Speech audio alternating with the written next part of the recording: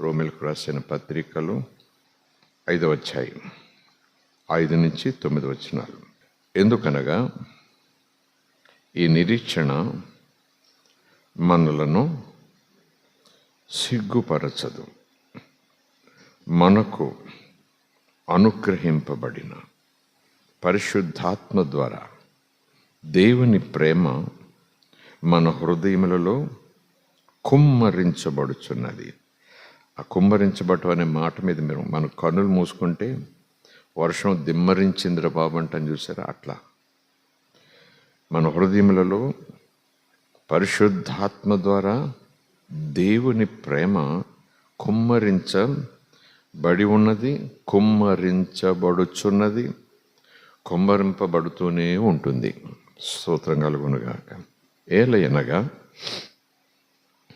మనము ఇంకనూ ఇప్పటికీ పాపులుగా ఉన్న సమయంలో కూడా బలహీనులమై ఉండగా క్రీస్తు సరి అయిన కాలములో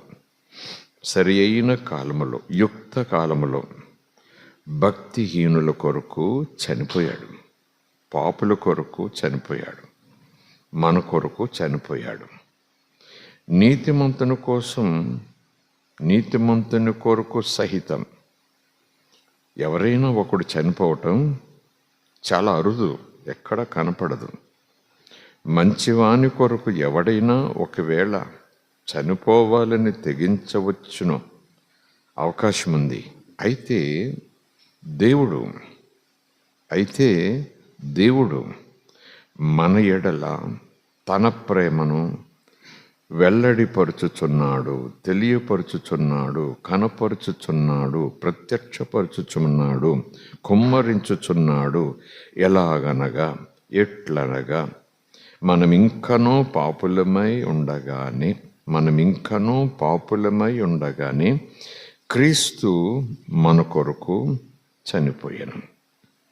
కాబట్టి అందును బట్టి ఆయన రక్తము వలన ఇప్పుడు మనము నీతిమంతులముగా, పాపులమై ఉన్నటువంటి మనము నీతిమంతులముగా, దేవునికి ఇష్టలముగా, దేవునికి ప్రియమైన వారముగా తీర్చబడి, ఎన్నిక చేయబడి, ప్రత్యేకించబడి, ముద్రించబడి, మరింత గ్యారంటీ నిశ్చయముగా ఆయన ద్వారా, క్రీస్తు ద్వారా, ప్రభు ద్వారా మన కొరకు ప్రాయశ్చిత్త క్రయధనముగా తన అమూల్యమైన రక్తమును చిందించిన దేవుని గొర్రెపిల్ల ఆయన ద్వారా, యేసు క్రీస్తు ప్రభు ద్వారా దేవుని ఉగ్రత నుండి, తండ్రి ఉగ్రత నుండి, పాపము మీదికి దేవుడు పంపించే ఉగ్రత, నాశనములోనికి పాపమును దేవుడు పడవేసే ఉగ్రత, మరణమును నరకములో పడవేసి కాల్చివేసే ఆ ఉగ్రత నుండి యేసుక్రీస్తు ద్వారా మనము రక్షింపబడుదుము. స్తోత్రం కలుగునుగాక. హల్లెలూయా. 10 కూడా చదువుకుందాం. ఏలయనగా శత్రువులమై ఉండగా, మనము దేవునికి శత్రువులమై ఉండగా, మిత్రులుగా ఉన్నప్పుడు కాదు, స్నేహితులుగా ఉన్నప్పుడు కాదు, విధేయులుగా ఉన్నప్పుడు కాదు, ఆయన మాట వినేవారుగా ఉన్నప్పుడు కాదు, పాపులమై ఉండగా, శత్రువులమై ఉండగా, ఎదిరిస్తుండగా, లెక్క చేయక ఉండగా, ఆయన కుమారుని మరణం ద్వారా మనము దేవునితో సమాధానపరచబడిన వారమై, యేసు మరణించి సమాధి చేయబడి 3వ దినం తిరుగులేచి ఇప్పటికీ జీవించి ఉండుట చేత మరి గ్యారంటీగా, మరి నిశ్చయముగా, ఖచ్చితముగా మనం రక్షింపబడతాము. స్తోత్రం కలుగును. రక్షింపబడుచున్నాము, రక్షింపబడతాం.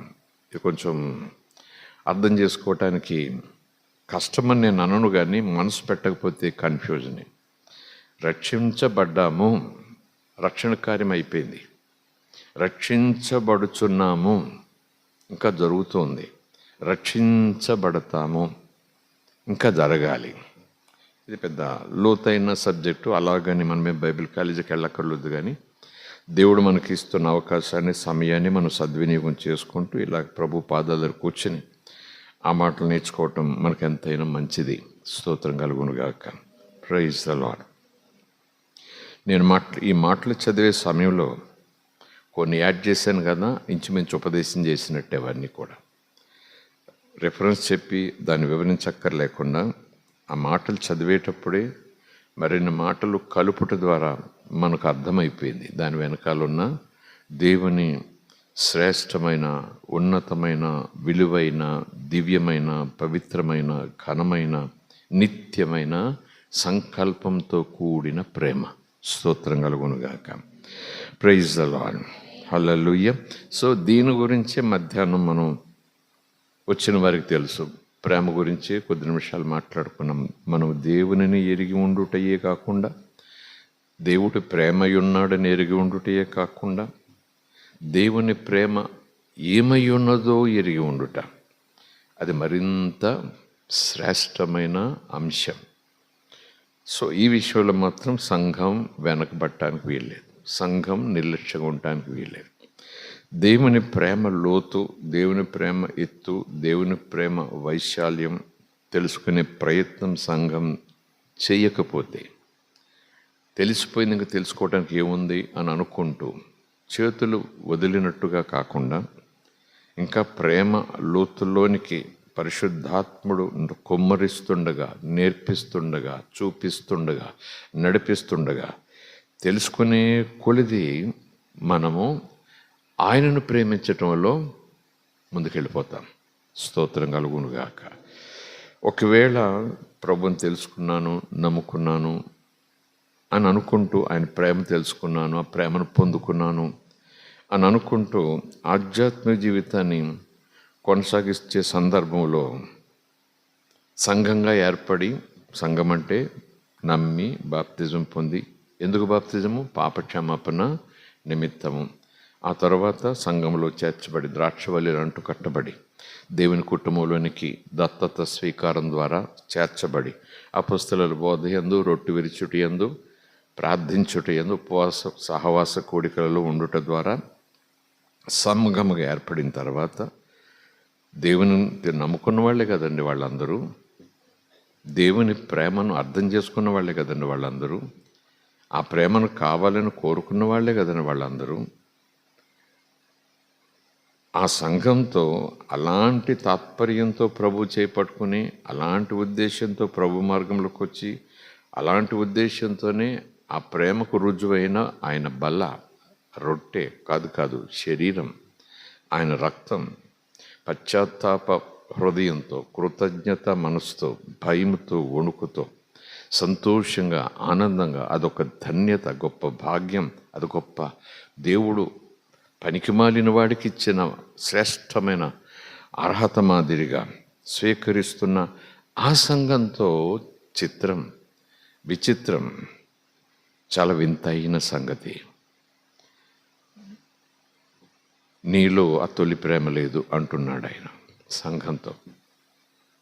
దేవుడిని తెలుసుకున్నాము, దేవుడి ప్రేమను తెలుసుకున్నాము, ఆ దేవుని ప్రేమను కావాలని వచ్చేసాము, ఆ ప్రేమించే దేవుని ఆరాధిస్తున్నాము. ఆ సంఘంతో దేవుడు అంటున్నాడు, ఏది ప్రేమ అంటున్నాడు. అర్థం చేసుకోవాలి మనం. స్తోత్రం కలుగునుగాక. హల్లెలూయా. రక్షించబడ్డాము, రక్షించబడుతున్నాము, రక్షించబడతాము. దేవుని ప్రేమను అర్థం చేసుకుంటున్నాము లేదా తెలుసుకుంటున్నాము, తెలుసుకుంటూనే నిత్య ప్రేమలోకి మనం వెళ్ళిపోతాం. స్తోత్రం కలుగునుగాక. హల్లెలూయా. కనుక మనము ఈ దేవుని ప్రేమను నిజానికి అర్థం చేసుకోవాల్సినంత స్థాయిలో, అర్థం చేసుకోవాల్సినంత రీతిలో అర్థం చేసుకుంటే, ఆ మొదటి సంఘానికి ప్రభు చెప్పిన ఆ మాట అవసరం ఉండదు. ఆయన ఆ మాట అనడు, ఊరికినే నింద మోపడు, ఊరికినే నెపం పెట్టడు, ఊరికినే ఒక తప్పు ఒకటి అని అనడు, లేనిది ఉన్నట్టుగా చెప్పడు. కనుక సంఘమైన మనం గత సంవత్సరాలుగా ఈ రోజు వరకు, ఇక ముందు ఇంకా జీవితం ఉంది. మా దేవుడు మనల్ని కోరేది ఏంటంటే ఆయన ప్రేమను అర్థం చేసుకోవాలి. స్తోత్రం కలుగునుగా. అర్థం చేసుకునే కొలది ఆయన ప్రేమను భుజానికి ఎత్తుకుంటాం. అర్థం చేసుకునే కొలది ఆయన ప్రేమకు సింహాసనం వేస్తాం. అర్థం చేసుకునే కొలది ఆయన ప్రేమ ముందు సాగిలి పడతాం. అర్థం చేసుకునే కొలది ఆయన ప్రేమకు దండం పెట్టేస్తాం. స్తోత్రం కలుగునుగాక. హల్లెలూయా. అర్థం చేసుకునే కొలది ఆ ప్రేమను మనం కాలదన్నుకోలేం. అర్థం చేసుకునే కొలది ఆ ప్రేమను మనం నిర్లక్ష్యం చేయలేం. అర్థం చేసుకునే కొలది ఈరోజు దేవుడు ప్రేమ నేను పొందుకుంటే ఏమైంది, పొందుకోకపోతే ఏమైంది అనే భావనతో కూడిన బ్రతుకు అస్సలు మనం స్వీకరించాం. స్తోత్రం కలుగునుగాక. హల్లెలూయా. గుడ్డివాడు వజ్రాన్ని కాలదన్నేసాడంటే అర్థం ఉంది. గుడ్డివాడు ఒక అమూల్యమైన కోట్ల రూపాయలు కరగజేసే విలువైన ఒక వస్తువును కాలదన్ని తొక్కి పకపకలాడాడంటే పక్కనున్న మనకు మనస్సు చుబుక్కుమంటుంది, బాధ ఇస్తుంది, ఎంత మూర్ఖుడు అనిపిస్తుంది. మరి గుడ్డివాడు కానివాడు వజ్రాన్ని కాలదన్నితే దాన్నే మనాలి. ముందు వాడికి జ్ఞానం లేక చూపు లేక చేయాల్సి వచ్చింది. తెలిస్తే అలా చేయడు కదా. మరి రెండో వాడు ఎందుకు చూపుండి వజ్రమని తెలిసి దాన్ని దేవుడు అంటాడు మూర్ఖత్వం. మూర్ఖత్వం. Oh my God. హల్లెలూయా. దేవునికి స్తోత్రం. సో ఈ రీతిలో ఈ జ్ఞానంతో ఇంకనూ వాక్యం లోపలికి వెళుతూ దేవుని చేత కడగబడుతూ కాల్చబడుతూ మలచబడుతూ వంచబడుతూ పెంచబడుతూ ఫలిస్తూ మరింత విస్తరిస్తూ మరింత శ్రేష్టమైనటువంటి రీతిలో ఆయన సువాసనను మనం ఈ చీకటి లోకంలోనికి మనం వెదజల్లాలి. అది దేవుని ఆశ. స్తోత్రం కలుగునుగాక. సో దేవుని ప్రేమ గురించి మధ్యాహ్నం మాట్లాడుకున్నాం. ఆ ప్రేమ గురించే మొదటి యోహాను పత్రికలో ఉన్న అధ్యాయంలోకి వెళ్ళి దేవుని ప్రేమ ఇటువంటిది, ఆయన ప్రేమను ఎరిగిన వారమై అంటూ చూసుకున్నాం.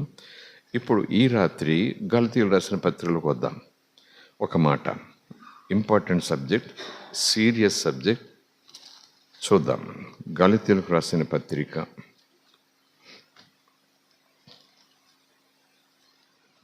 ఎఫ్ఎసీయులకు రాసిన పత్రికకు కాస్త ముందు వరుసలో ఉంటుంది.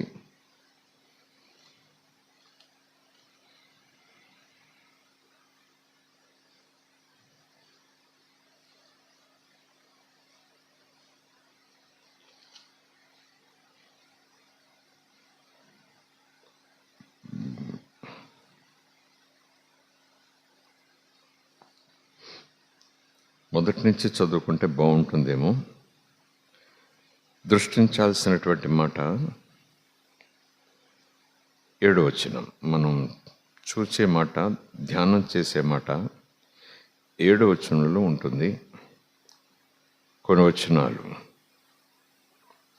చూద్దాం. 5వ అధ్యాయంలో 25, 26 చదువుకుంటూ 6వ అధ్యాయంలోనికి ప్రవేశించి 8వ వచనం వరకు చదువుకుందాం. స్తోత్రం కలుగునుగాక. దేవునికి స్తోత్రం కలుగునుగా. నిద్రపోవట్లేదు కదా, నిద్ర వచ్చేస్తూ ఉంటే జాగ్రత్త. స్తోత్రం కలుగునుగా. నిద్రపోతూ వినటానికి పెద్ద కష్టపడాల్సిన పిల్లలకి నిద్రపోతూ వాక్యం చెప్పడం చాలా కష్టం కదా. అవునంటారా కాదంట? నిద్రపోతూ వాక్యం వినొచ్చు చాలా సులువు, కానీ నిద్రపోతూ వాక్యం చెప్పడం ఇంపాసిబుల్. సో ప్రార్థన చేయండి. నిద్రపోతూ వాక్యం చెప్పడం అంటే ఇష్టం వచ్చినట్లు వాక్యం చెప్పుకుంటూ పోవటం అని అర్థం. ఇది నిజాన్ని నిద్రపోతాం కొనుక్పాట్లతో వాక్యం ఎవరు చెప్పలేరులేండి.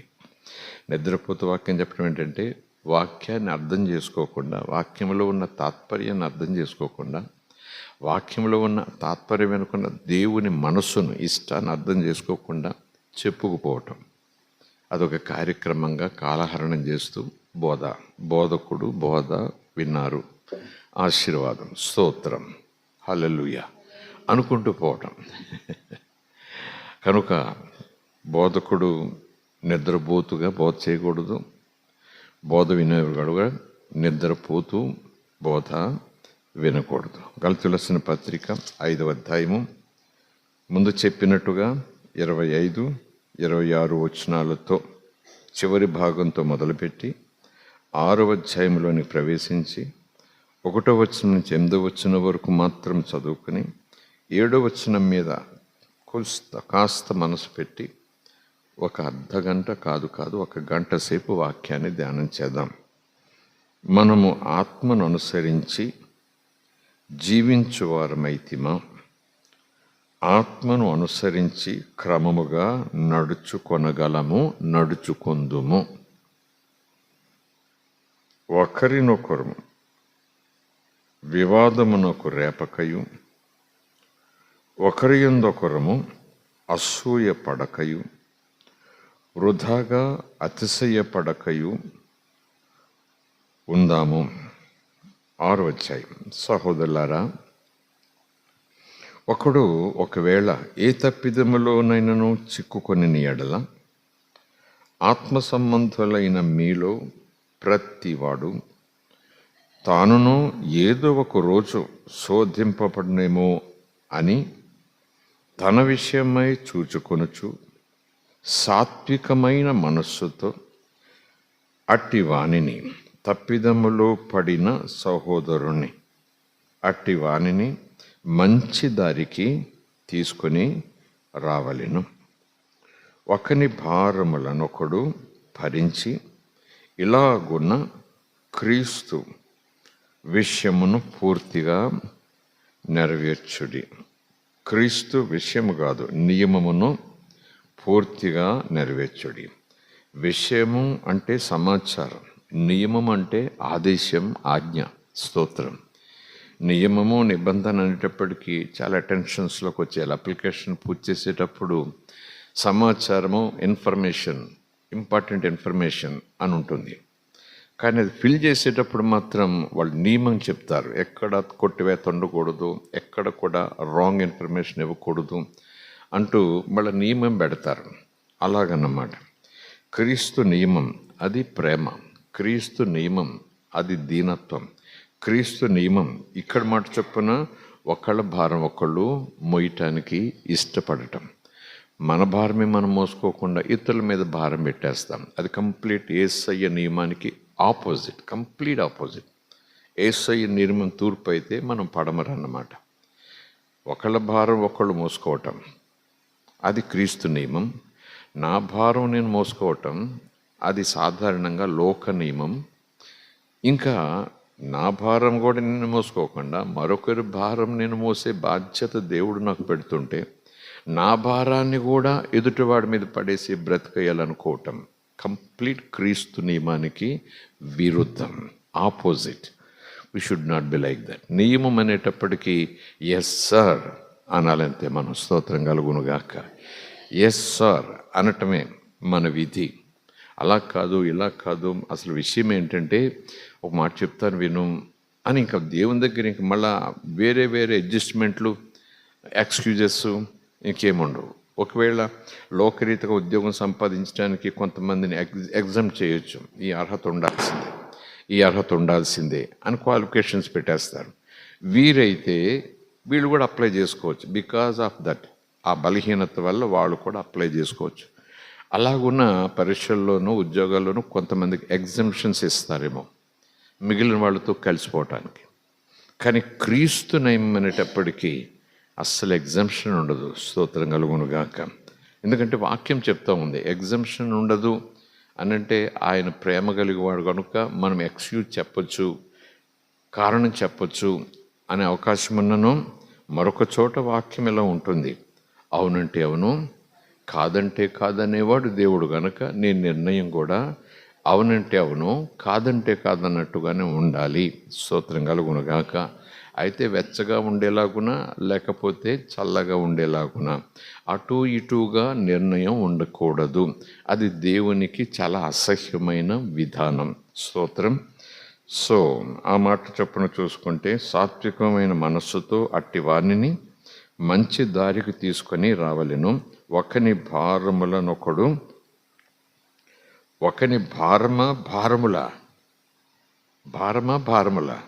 ప్లూరల్, బహువచనం.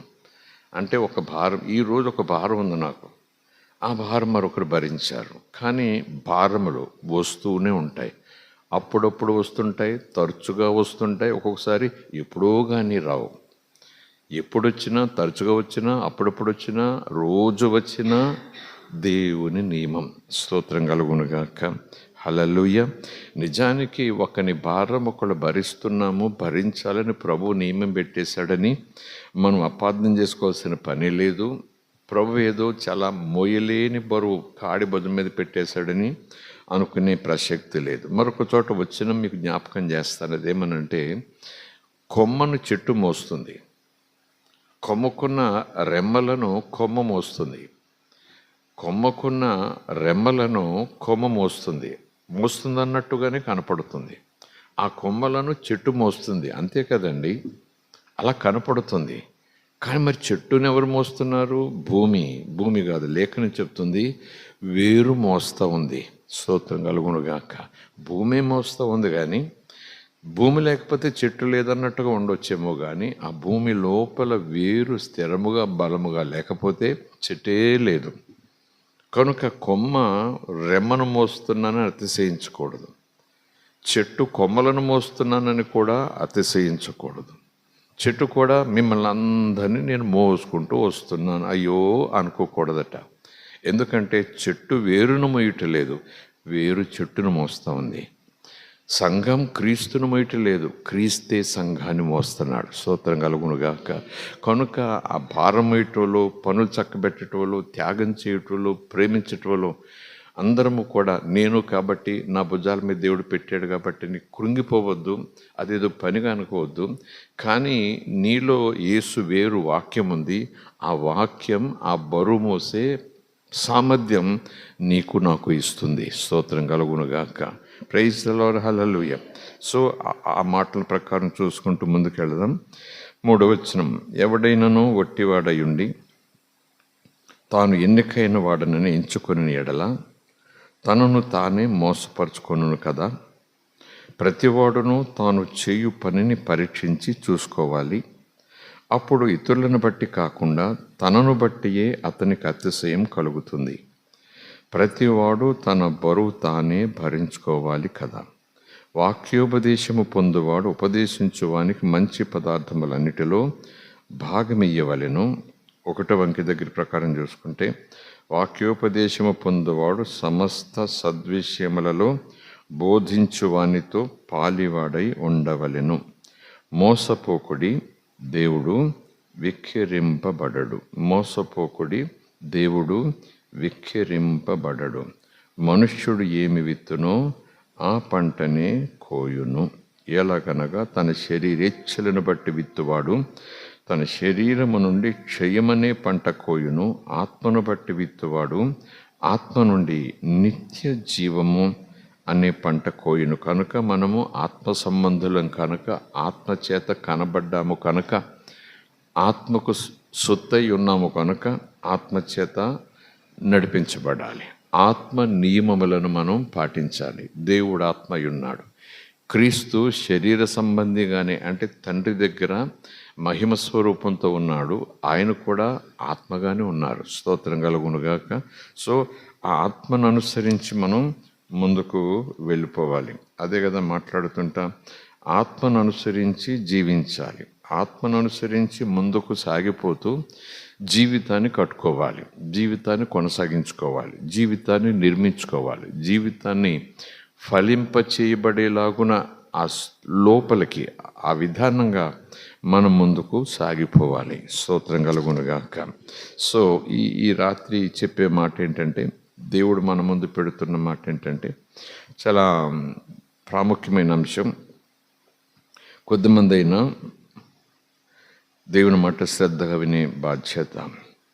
ఆ 7వ వచనం, మోసపోకుడి అంటున్నాడు పరిశుద్ధాత్మ. ఎవరిలో నుంచి? అపొస్తలుడైన పౌలులో నుంచి. ఎవరితో? సంఘంతో. ఎక్కడుందా సంఘం? గలతీ ప్రాంతంలో ఉంది. సంఘం అంటే ఎవరు? నమ్మి బాప్తిసం పొంది ప్రభు బల్ల తీసుకుంటూ ప్రార్థనల్లో ఉపదేశాల్లో ఎదుగుతున్నవారు. వారితో పౌలు ద్వారా పరిశుద్ధాత్ముడు అంటున్నాడు, దేవుడు విక్కిరింపబడడు. God cannot be mocked. దేవుడు విక్కిరింపబడడు. దేవుని ఎవరు కూడా విక్కిరించలేరు. అన్నట్టు. ఆ తర్వాత మాట, ఈ మనుష్యుడు ఏమి విత్తుతాడో ఆ పంటనే కోస్తాడు. ఇది విశ్వాసులకు పరిశుద్ధాత్మ చెప్తున్న ఒక నియమము లాంటి సత్యం. ఇంకా నేచర్ ప్రకారం చూసుకుంటే, ప్రకృతి పరంగా చూసుకుంటే, దేవుడు ప్రకృతికి పెట్టిన నియమాల ప్రకారం చూసుకుంటే ఒక మాట సామెతగాని కూడా చెప్పేస్తూ ఉంటారు పెద్దలు, నీరు పల్ల మెరుగును, అంతే కదా.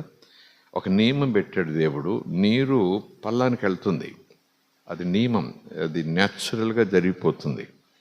ఇంచుమించు అది నిజం, ఖచ్చితంగా నిజం. దానికి వ్యతిరేకంగా జరిగితే ఆశ్చర్యం, దానికి వ్యతిరేకంగా జరిగితే మహాద్భుతం.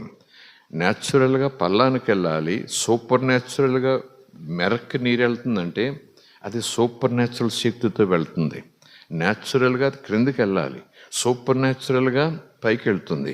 యోర్దాను ఎగువకు ప్రకటించినట్టు. స్తోత్రం కలుగునుగాక. హల్లెలూయా. ఎర్ర సముద్రం 2 పాయలైపోయి ఆరిన నేల బయటకు వచ్చినట్టు, ఒక బండలో నుంచి నీరు వచ్చినట్టుగా, స్తోత్రం కలుగునుగాక. బండలలో నుంచి నీళ్లు రావటం, ఇవన్నీ కూడా న్యాచురల్గా అసాధ్యం, కానీ సూపర్ న్యాచురల్గా జరుగుతుంటాయి. సో న్యాచురల్గానే మాట్లాడుతున్నాడు, న్యాచురల్గానే ఒక మాట ఇక్కడ చెప్తున్నారు.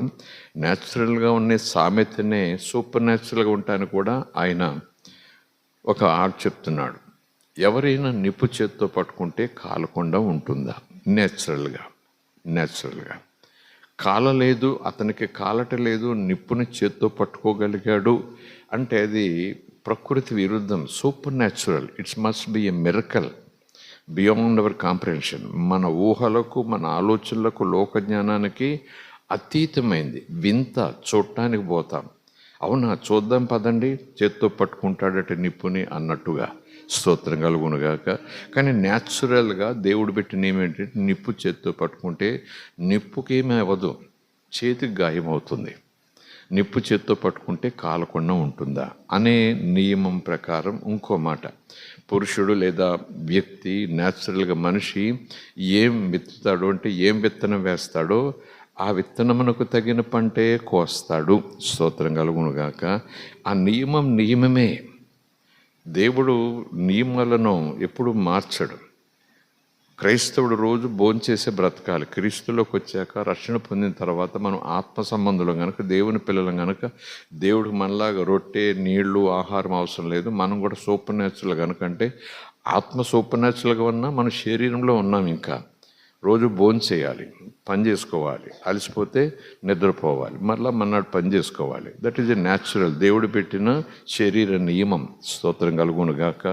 రక్షణ పొందిన తర్వాత ఆత్మ సంబంధనయ్యారు, ఆత్మ బిడ్డనయ్యాను, దేవుని బిడ్డనయ్యాను. దేవుడికి ఇలాంటివేమీ కూడా తినాల్సిన పని లేదు కదా, నాకు తినాల్సిన పని లేదు అని అనుకుంటే చచ్చి ఊరుకుంటాం, మనం ఖచ్చితంగా చనిపోతాం. స్తోత్రం కలుగునుగాక. కనుక ఆత్మ సంబంధమైన విషయాలను ఆత్మజ్ఞానంతో అర్థం చేసుకుని ఆత్మీయంగానే నడవాలి. అదే సందర్భంలో ఆత్మను కలిగి భూమి మీద ముందుకు సాగాలి. స్తోత్రం కలుగునుగాక. కనుక దేవుని బిడ్డను అయిపోయాను, నిప్పు పట్టుకున్నా నాకు కాలకూడదు అని విశ్వాసం అనుకుంటే అది దుర్మార్గం అని అనను, కానీ అది వెర్రి జ్ఞానం, వింత జ్ఞానం, మూర్ఖత్వంతో కూడిన జ్ఞానం. స్తోత్రం కలుగునుగాక. నేనేం తిన్నా ఏం కాకూడదు అని అనుకోవటం తప్పు కాదన్నట్టుగా ఒక చోట లేఖనం ఉంటుంది. అలాగుండదు, కానీ మరొక రూపంలో ఉంటుంది. నా నామమందు విశ్వాసం ఉంచిన వారి వల్ల ఈ సూచక్రియలు జరుగుతాయి అంటూ కొన్ని ఎక్స్ప్లెయిన్ చేశారు ప్రభు. లేదు, కొన్ని మెన్షన్ చేశారు ప్రభు. ఏమనంటే, హానికరమైనది వారు ఏమి త్రాగినా వారికి ఏమీ అవదు అన్నాడు.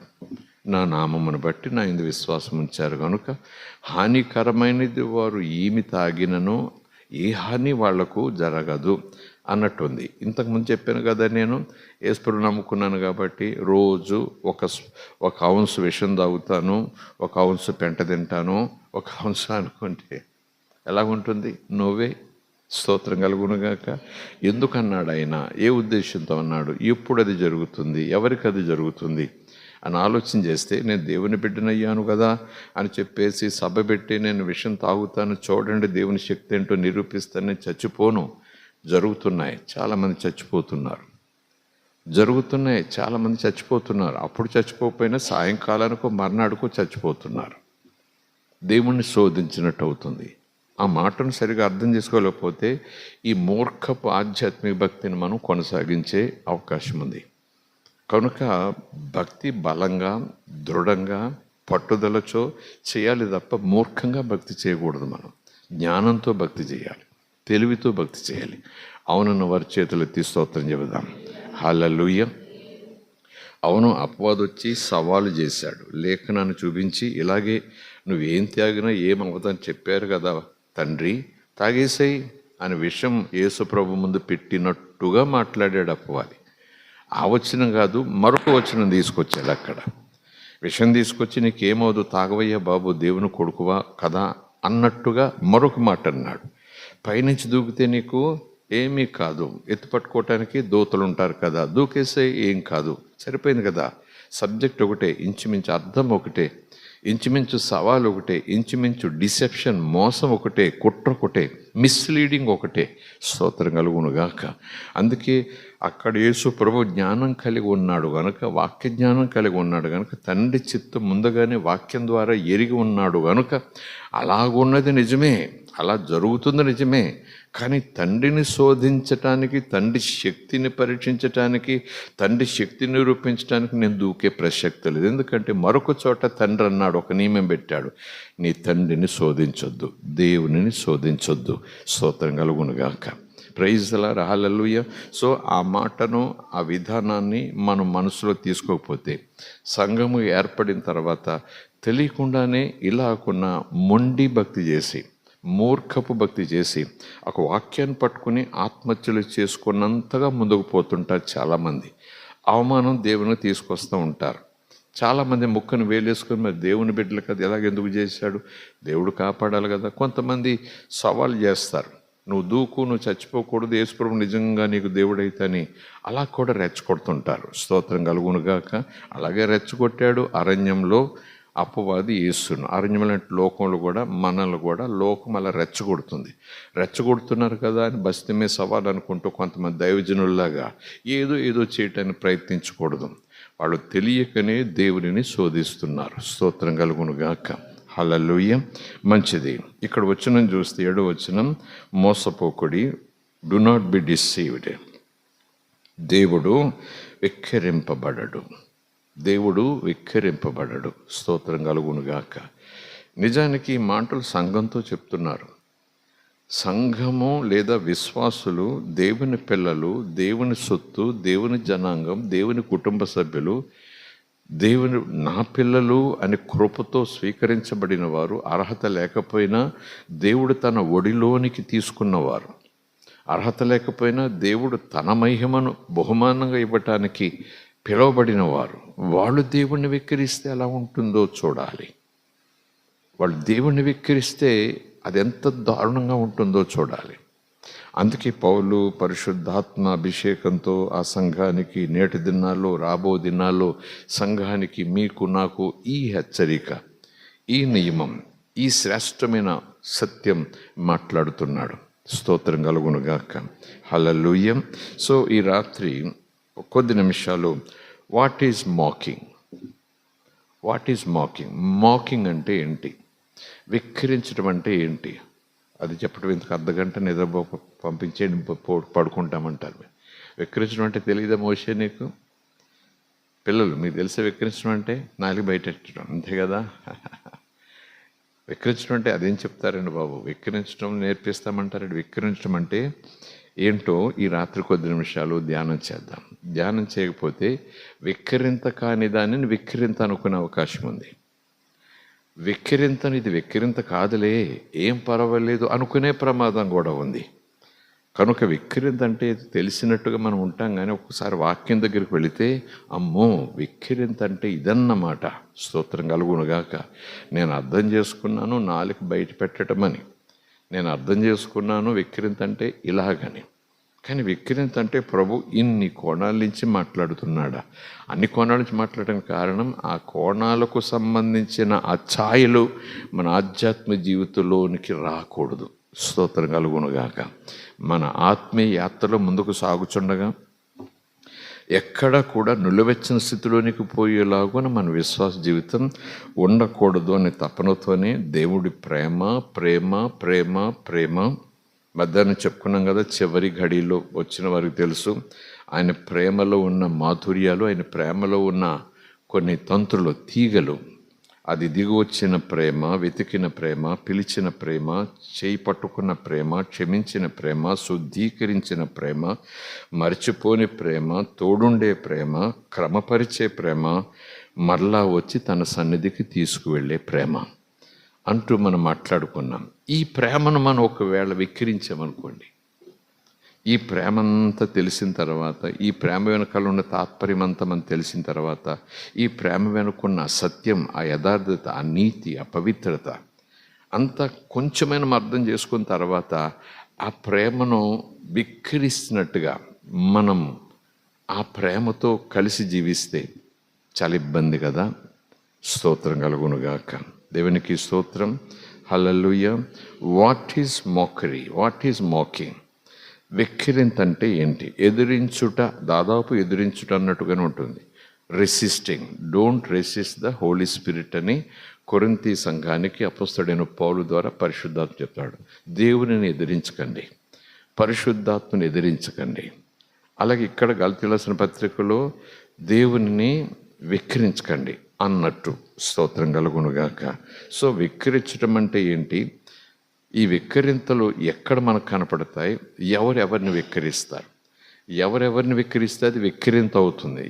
ఎవరి పట్ల ఏం చేస్తే వెక్కిరింత అవుతుంది అని మనం ఆలోచన చేస్తే అప్పుడు మనం ఎవరిని వెక్కిరించాలో ఎవరిని వెక్కిరించకూడదో అర్థమవుతుంది.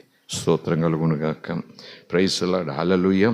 వెక్కిరింత అనేది ఒక భావనగా, ఒక పాఠంగా అర్థం చేసుకోవటానికి మనం ఉపయోగించే కొన్ని పదాలను బట్టి చూసుకుంటే వెక్కిరింత ఈజ్ నథింగ్ బట్ డిస్రెస్పెక్ట్, అంటే అవమానించటం.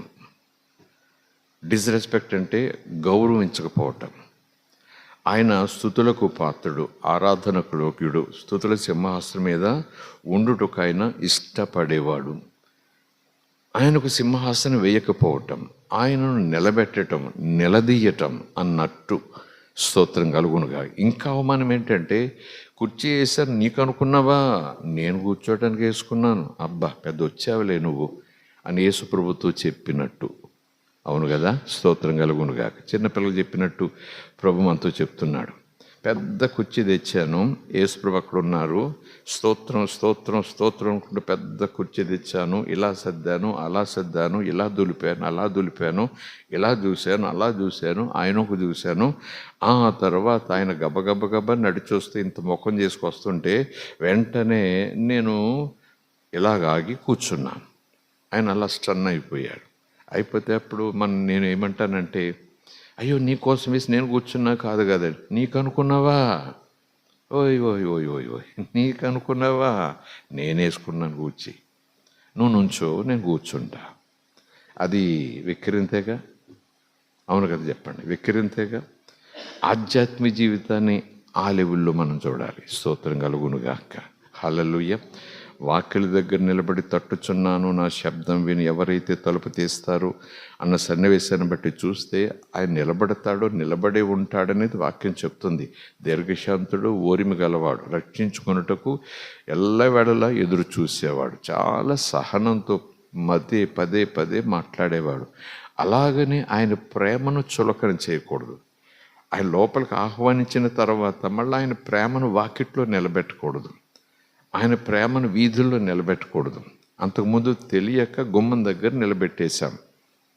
ఆ తర్వాత తెలిసిన తర్వాత, అమ్మో నేనెంత పాపం చేశాను, నేనెంత దుర్మార్గుని, నేనెంత మూర్ఖుని, ఈ ప్రేమన నేను వీధుల్లో నుంచోబెట్టింది ఇంతకాలం, అయ్యయ్యో అంటూ నా హృదయమని ఇల్లు ఆ ద్వారం తెరిచి, వచ్చేయి బాబు త్వరగా వచ్చే అన్నాను. స్తోత్రం కలుగునుగాక. మళ్ళీ ఆ ప్రేమను వాకిట్లో నిలబెట్టినట్టుగా, వాకిట్లో నిలబెట్టను కానీ వాకిట్లో నిలబెట్టినట్టుగా ఈ ప్రేమను నేను పట్టించుకోకపోతే నా జీవితంలో ఇది ఏ రీతిగా ఉంటుంది? ఈ దృశ్యం ఎలా మనం చూడగలం? కుర్చీ ఆయన కోసమే వేస్తాను, ఆయన కోసం వేసినట్టుగా ఉంటుంది, కానీ నేను కూర్చుంటా అని చాలా చిన్నబుచ్చుకుంటాడు, చాలా చాలా చిన్నబుచ్చుకుంటాడు. Praise the Lord. హల్లెలూయా. దేవునికి స్తోత్రం. హల్లెలూయా. దేవునికి స్తోత్రం. నిజానికి మనం ఒక వ్యక్తి దగ్గర నుంచి ఒక గౌరవం ఎక్స్పెక్ట్ చేసామనుకోండి, ఉదాహరణకి, ఎందుకంటే ఆ వ్యక్తి ద్వారా మన ద్వారా వ్యక్తి మేలు పొందాడు అనుకుందాం, మన ద్వారా వ్యక్తి ఒక స్టేటస్కి వచ్చాడు అనుకుందాం, మన ద్వారా వ్యక్తి ఈరోజు బ్రతుకుతున్నాడంటే మన వల్లే బ్రతుకుతున్నాడు, ఏదో ఒక కారణం, ఉదాహరణ అనుకుందాం. ఆ వ్యక్తి పిలిచాడు నన్ను, మా ఇంటికి రావాలండి మీరు, నాకు బాగా ముఖ్యమండి మీరు, ఈరోజు ఎలాగ ఉన్నానంటే అన్నట్టుగా పిలిచాడు. ఏదో పండగ. నాకు తెలుసు అతని హృదయంలో నాకు ఏ చోటు ఇచ్చాడో అన్నట్టుగా. అలాగే ఆయన వాకిట్లోకి వెళ్తాను, చాలామందిని పిలిచాడు ఆయన, కానీ నాకు అతనికి ఉన్న సంబంధాన్ని బట్టి నేను ఏదో ఎక్స్పెక్ట్ చేస్తా, ఆశపడతా. స్తోత్రం కలుగునుగాక. కానీ ఆ గుమ్మంలోకి రాగానే, ఎదురుగా రాగానే అందరినీ ఒకలాగా ఆహ్వానిస్తున్నారు. నన్ను చూశాడు, అసలు పట్టించుకోలేదు. ఎలా చూసి మళ్ళీ అలా పక్కకి వెళ్ళిపోయాడు. ఆయన వస్తాడులే లోపలికి అన్నట్టుగా అనుకోండి. కాసేపు అలా జరగదు, లోకంలో అస్సలు జరగదు. మూర్ఖుడు కూడా అలా చేయడు. అమ్మో అమ్మో అమ్మో వచ్చేసారా అంటూ పరిగెత్తుకెళ్తాడు, అది వేరే సంగతి. కానీ ఆ వ్యక్తి ఇలా చూసి పట్టించుకోకుండా వేరే వేరే లోక సంబంధంగా వచ్చే వాళ్ళు పట్టించుకొని చేతులు పట్టుకుని ఇంత ముఖం చేసుకుని కుర్చీల మీద కూర్చోబెడతా ఉంటే కాదు నీకు నాకేమనిపిస్తుంది, చిన్నబోతాం కదా, ముఖం చిన్నబోతుంది కదా, మనసు ఏంటో గాయపడిపోతుంది కదా, కూర్చుని ఆడం, జుట్టేం పింకోం, బట్టలేం చింపుకోం, కత్తిదీయం కర్రదీయం. Praise the Lord. హల్లెలూయా. కానీ సంథింగ్ హ్యాపెన్స్ ఇన్ అస్. మనకే, పాపములో ఉన్న మనకే, పాపభూయిష్టమైన శరీరములో ఉన్నటువంటి మనకే, శరీరం యొక్క తీరది, అది సహజం. కానీ దేవుని విషయంలో మనము అలాగున ఉంటే, ఇలాగ ఈరోజు ఉన్నానంటే, ఇలా బ్రతుకుతున్నానంటే, ఇలా కాపాడబడుతున్నానంటే, ఇలా పోషించబడుతున్నానంటే, ఇలాగ ఊపిరి పీల్చుకోగలుగుతున్నానంటే, ఇంత ధీమాగా లోకమంతా తలగింతలైపోతుందని ఎవరో ఏదో చెప్తావంటే అసలు భయం లేకుండా బ్రతకగలుగుతున్నానంటే ఆయనే కదా. స్తోత్రం కలుగునుగాక. ఆయనే కదా. అలాంటి ఆయనను అలా ఎదురుగా చూసి ముఖం తిప్పుకుని లోకాన్ని చేతులు పట్టుకుని దా దా దా దా దా లోకమా నీకోసమే కుర్చీ, లోకమా లోకమా నువ్వు వచ్చేసావా, దా దా దా దా ఇదిగో నీకో కుర్చీ, అయ్యో లోకమా లోకమా నువ్వు కూడా వచ్చేసావా, చాలా సంతోషం, ఆ లోకానికి కుర్చీ అన్నట్టుగా ఆ లోకానికి ఆహ్వానం తెలుపుతూ, ఆ లోకాన్ని ఘనపరుస్తూ, ఆ లోకపు స్థితులను గౌరవిస్తూ ఈ యేసు వాక్యం, ఆత్మ నడిపింపు, ఆత్మాదేశం, ఆత్మ నియమాలు, దేవుని ఇష్టం, దేవుని ప్రేమ, దేవునికి ప్రీతికరమైనది ఎరిగి కూడా నాకు తెలుసు ఆయన వల్లే నేను బ్రతుకుతున్నాను, ఆయన కుర్చీ వేయను, పలకరించును, పట్టించుకోను అనుకోండి, చాలా తీవ్రంగా ఉంటుంది. స్తోత్రం కలుగునుగాక.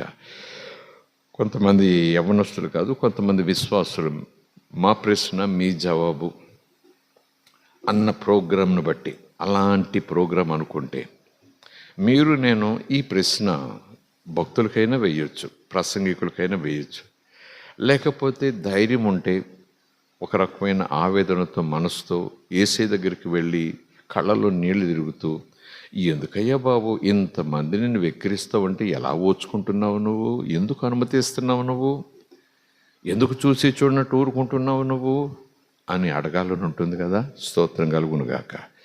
Why you are tolerating this mocking, ఎందుకింత సహించుకుంటున్నావు, ఇంత భయంకరంగా నిన్ను మాక్ చేస్తూ ఉంటే. What kind of heart you have, ఎటువంటి హృదయం అయ్యా నీది, ఏంటి ఓపిక ఏంటి, దీర్ఘశాంతం ఏంటి, సహనం ఏంటి బాబు. ఇంకా చెప్పాలంటే మరొక మాట, దూతలు, కెరూబులు, శరాఫులు ఒకవేళ యేసుప్రభు దగ్గరికి వెళ్ళి ఒక మాట నేను అడగాలనుకుంటామయ్యా అని అంటే, ఏంటి అడగండి అని యేసుప్రభు అంటే, నిన్ను ఎరుగున వాళ్ళు ఏదో తిడుతున్నారు, నిన్ను ఎరుగున వాళ్ళు ఏదో వెక్కిరిస్తున్నారంటే పోనీ దాని వెనకాల ఒక అర్థం ఉంది. నిన్ను నమ్మని వాళ్ళు, అసలు నీ ప్రేమకు విలువ ఇవ్వని వాళ్ళు, అసలు దేవుడు కాదు, వాళ్ళకి అసలు దేవుడు అంటేనే లెక్కలేదు. వాళ్ళు నిన్ను వెక్కిరించినట్టుగా మాట్లాడినా, వాళ్ళు నిన్ను ఎకసెక్కం చేసినా ఓర్చుకోవటం సహించుకోవటంలో అర్థం ఉంది. కానీ యేసయ్య మాకు అర్థం కావట్లేదని కెరూపులు శరాపులు ఇలాగ అడిగితే మనం అక్కడుంటే మనకు ఎలాంటి ఆలోచన వస్తుంది? ఎవరు వాళ్ళు? పాపులు, నీ రక్తం చేత కడగబడిన వారు, నీ ప్రేమను రుచి చూసిన వారు. చిన్న బిడ్డలాగా నువ్వు భుజానికి ఎత్తుకొని ఎంతగా ధైర్యపరిచావు, చిన్న బిడ్డలాగా కౌగిలించుకొని ఎంతగా ఓదార్చావు. ఒక వైద్యుని మాదిరిగా నీకు గాయమైపోతున్న వాళ్ళ గాయాలన్నీ కట్టుకట్టేశాం. నీకు కన్నీరు వచ్చేలాగా పరిస్థితులు ఉన్నా సరే వాళ్ళ కన్నీరు తుడవటానికి పరుగులు పెడుతూ కనికరంతో కదిలిపోయాం. వాళ్ళు నిన్ను వెక్కిరిస్తున్నట్టుగా ఉంటే ఎలా ఓచుకుంటున్నావయ్యా? స్తోత్రం కలుగునుగాక. వీధిలో ఎవడైనా ఏదేదో అంటుంటే ఏ ఇంట్లో అమ్మ నాన్న పెద్ద పట్టించుకోరు. పోతున్నారు అనుకోండి, అమ్మ నాన్న పిల్లలో పెద్దోళ్ళు ఏదో పిచ్చోళ్ళు మొండోళ్ళు ఏమనుకునో ఏం తెలియకు అనేసుకుంటా పోతా ఉంటే కొంచెం కోపం వచ్చినా దులిపేసుకుని పోతాం. మన ఇంట్లోకి వెళ్ళిన తర్వాత కడుపును పుట్టిన వాళ్ళే నిలదీస్తూ ఉంటే, ఇంట్లో ఉన్నటువంటి కడుపును పుట్టిన వాళ్ళే ఎకసెక్కం చేస్తూ ఉంటే, ఎకసెక్కం చేసినట్టుగా డిస్రెస్పెక్ట్, డిజానర్, గౌరవించకుండా అవమానిస్తున్నట్టుగా మాట్లాడుతున్నా వ్యవహరిస్తున్నా ఆ తీరు ఆ తల్లిదండ్రులకు కడుపు కోతే. అవునంటారా కాదంటారా? స్తోత్రం కలుగునుగాక. ఒకసారి చేతులెత్తి స్తోత్రం చెబుదాం. దోమలు కొట్టకుండా ఉంటాయి, చలిపోతుంది. స్తోత్రం కలుగునుగాక. ఈ రాత్రి మనకు నిజంగా ఆత్మ సంబంధమైన చలిపోయేలాగున మాట్లాడుకుంటున్నాం. నిప్పు దగ్గరికి మనం వస్తున్నాం. స్తోత్రం కలుగునుగాక. హల్లెలూయా. మీరైనా నేనైనా ఏమో గతం గతః, ఈ రోజు నుంచి మళ్ళీ మనసుని నడుము కట్టుకుని పందెపు రంగంలో బహుమానం కొరకు దేవుడు 1 2 3 అంటున్నాడు, నేను పరిగెత్తాలి అనే ఉద్దేశంతో మన ఆధ్యాత్మిక జీవితాలను ఆయన ఇస్తున్న అవకాశంతో ఆయన ప్రేమను సొంతం చేసుకుంటూ కట్టుకుంటూ ముందుకు సాగిపోవటానికి దేవుడు పెడుతున్న చిన్న హెచ్చరిక. స్తోత్రం కలుగునుగాక. Praise the Lord. Hallelujah. What is mockery? 9:30 అయింది. What is mockery? Disrespect, dishonour, ignorance, పట్టించుకోకపోవటం. డిజానర్, గౌరవించకపోవటం. డిస్రెస్పెక్ట్, మన్నించకపోవటం. ఇగ్నోరింగ్ అంటే పట్టించుకోవడం. చెప్పేవాళ్ళే. ఇగ్నోరింగ్ అంటే అసలు పట్టించుకో, చూడనట్టే ఉంటాం. That is mocking. అంటే దేవుణ్ణి మోక్ చేయటం అది అలా ఉంచండి, తర్వాత సబ్జెక్ట్. అసలు మోకింగ్ అంటే ఏంటి, వెక్కిరించడం అంటే ఏంటి అనే దానికి లేఖనానుసారంగా లోక సంబంధంగా కొన్ని నిర్వచనాలు, డెఫినేషన్స్ మనం ఫైండ్ అవుట్ చేస్తున్నాం. డిస్రెస్పెక్ట్, డిజానర్, ఇగ్నోరెన్స్, మన్నించకపోవటం, అవమానించటం, పట్టించుకోకపోవటం, తృణీకరించటం, నిర్లక్ష్యం చేయటం. స్తోత్రం కలుగునుగాక. Praise the Lord. హల్లెలూయా. అలా జరగటానికి గల కారణం, ఆ మోకింగ్ ప్రవర్తన రావటానికి ఏంటి కారణం? కన్నెరబట్టడానికి కంట్లో నలకబడింది అన్నట్టుగా ఈ మోకింగ్, ఈ ప్రవర్తన ఎప్పుడు వస్తుంది? ఏది లోపిస్తే వస్తుంది, ఏది లోపించకపోతే రాదు. ఈ ప్రవర్తన, ఈ స్వభావం ఏది లోపిస్తే అది బయటకు వస్తుంది. ఏది లోపించకుండా చూసుకోవాలి. చూసుకుంటే అది అసలు రానే రాదు. స్తోత్రం కలుగునుగాక. అసలు లేఖనం ప్రకారమే చూద్దాం. లోకరీతిగా కొన్ని ఆలోచన చేసినా చివరికి మనం లేఖనం దగ్గరికి వస్తేనే పట్టు. స్తోత్రం కలుగునుగాక. సో ఏది లోపిస్తే ఈ మోకింగ్ అనేటటువంటి తత్వం, స్వభావం మనలో పుట్టుకొస్తుంది. చిన్నగా పుట్టుకొస్తుంది, తర్వాత ముళ్ళ కంప అయిపోతుంది. అది చిన్నగానే సుందరంగా అదొక పచ్చి మొక్కలాగా రేపేళ్ళుండ మనకేదో పండు వచ్చేలాగా ఉంటుంది. కానీ చివరికి అది పెరిగి పెద్దయ్యాక చూసుకుంటే ఇంటిని ఒంటిని కూడా చీల్చేసే ముళ్ళకంప అయిపోయింది. కనుక ఏది ఈ మాకింగ్ నేచర్ని పుట్టిస్తుంది, ఏది లేకపోవటం వల్ల ఈ మాకింగ్ నేచర్ పుట్టుకొస్తుంది అనంటే, భయం లేకపోవటం వల్ల, జ్ఞానం లేకపోవటం వల్ల. స్తోత్రం కలుగునుగాక. అసలు జ్ఞానానికి మొదటి మెట్టు భయం. లేఖనం ప్రకారం చూస్తే యెహోవా పట్ల భయభక్తులు కలిగి ఉండుట జ్ఞానానికి ప్రారంభం. స్తోత్రం కలుగునుగాక. అది లేకుండా ఇంత జ్ఞానం సంపాదించాను విదేశాల్లో అంటే భయం లేకపోతే అదంతా వెర్రితనము, బుద్ధిహీనత, నీకు చావు తెప్పించేది. నిన్ను బ్రతికించే జ్ఞానం దేవుని దగ్గర దొరుకుతుంది. నన్ను బ్రతికించే జ్ఞానం దేవుని పట్ల భయము కలిగి ఉండుట ద్వారా దొరుకుతుంది. స్తోత్రం కలుగునుగాక. Praise the Lord. Hallelujah. Cause of mocking, the cause of mocking, ఆ నేచర్, ఆ బిహేవియర్ ఎవరిలో పుడుతుంది, ఎప్పుడు పుడుతుంది, ఎలాంటి సందర్భంలో పుడుతుంది, ఎవరెవరిలో పుడుతుందంటే దేవుడు అంటే మళ్ళీ పక్కన పెట్టాడు కాసేపు. థర్డ్ పాయింట్లోకి వస్తాం మనం. ఈ మాకింగ్ ఎప్పుడు వస్తుందంటే అమ్మ నాన్న మీద గౌరవం లేనప్పుడు ఆటోమేటిక్గా వస్తుంది పిల్లలకి. ఎస్, స్తోత్రం కలుగునుగాక. డిజానర్, మాకింగ్ అంటే nothing but dishonour, disrespect, ignorance, no fear. భయం లేనప్పుడు. భయం అంటే అమ్మ కొడుతుంది, చంపుతుంది, ఆ భయం కాదు. రెస్పెక్ట్, పూజ్య భావం. స్తోత్రం కలుగునుగాక. పూజలు అంటే పువ్వులేసి పూజ చేయకపోయినా, కొబ్బరికాయలు కొట్టి అమ్మ నాన్న పూజలు చేయకపోయినా రెస్పెక్ట్ ఇవ్వటం, అదే పూజ, అదే గౌరవం. అది ఎప్పుడు తొలగిపోతుందంటే పిల్లల్లో తల్లిదండ్రుల పట్ల భయం లేనప్పుడు, భయభక్తులు లేనప్పుడు వెంటనే ఈ మోకరి స్టార్ట్ అయిపోతుంది. ఈ మోకరి కలుపు మొక్కలాగా బయటకు వచ్చేస్తుంది.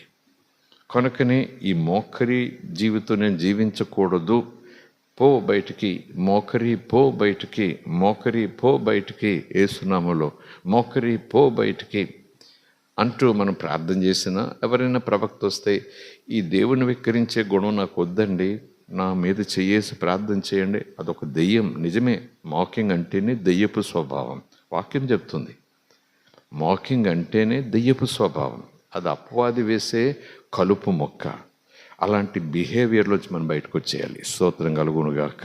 కనుక ప్రార్థన చేసుకుంటే పోతుంది, బంధిస్తే పోతుంది అంటూ ఆ సూత్రాలు పాటిస్తే కొన్ని అవి చెప్పినా ఆ సూత్రాలు పాటించినా పోవు. ఎందుకంటే పిడికి దానికి ఒకే సూత్రం కాకూడదు. అవును కదండి. లేఖనం ప్రకారం చూస్తే ఈ మోకరి అనేది పోవాలంటే ముందు నేను దేన్ని తెచ్చుకోవాలి, దేన్ని నాటుకోవాలి, దేని మనసులో భద్రం చేసుకోవడానికి ప్రయత్నం చేయాలి. ఎప్పుడైతే దేవుని భయాన్ని కలగజేసుకుని దాన్ని పోగేసుకుంటూ వస్తానో వెంటనే ఆటోమేటిక్గా మోకరి దారి చూసుకుంటుంది. స్తోత్రం కలుగునుగాక.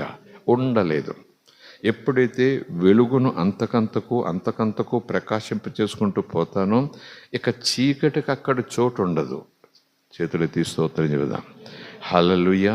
కనుక ఈ వికరించే స్వభావం నాకు ఉండకూడదు, తీసేయ్యా అని అడగటానికి అవకాశం ఉంది. ప్రార్థన చేసుకోమని చెప్పే అవకాశం ఉంది. చేసుకుంటున్నాను కానీ పోవటం లేదు అనేటటువంటి పరిస్థితులు కూడా చాలామందికి ఎదురవుతాయి. వింతగా ఉంటుంది. నేను చేసుకుంటున్నాను కానీ పోవట్లేదు ఏంటి, తీసేయమని యేసుప్రభువుని అడగండి, తీసేస్తాడు ఆయన అని దైవజనులు చెప్పే మాటలను బట్టి తీసేయి, మోకరి తీసేయి, వెక్కిరింత తీసేయి, అవిధేయత తీసేయి, అవిశ్వాసం తీసేయి, నీ మాటకు లోబడే మనసు నాకు ఇవ్వు అని అది ప్రార్థనగానే ఉంటుంది. ఆ ప్రార్థన జ్ఞానయుక్తంగా ఉండాలని అందుకే ప్రభు అంటాడు, తీసేయి అంటే ఇంకొకటి కావాలని నువ్వు కోరుకోవాలి. ఇది నేను తీసేయాలంటే తీసేయగలను, కానీ ఇంకొకటి నువ్వు అడగాలి.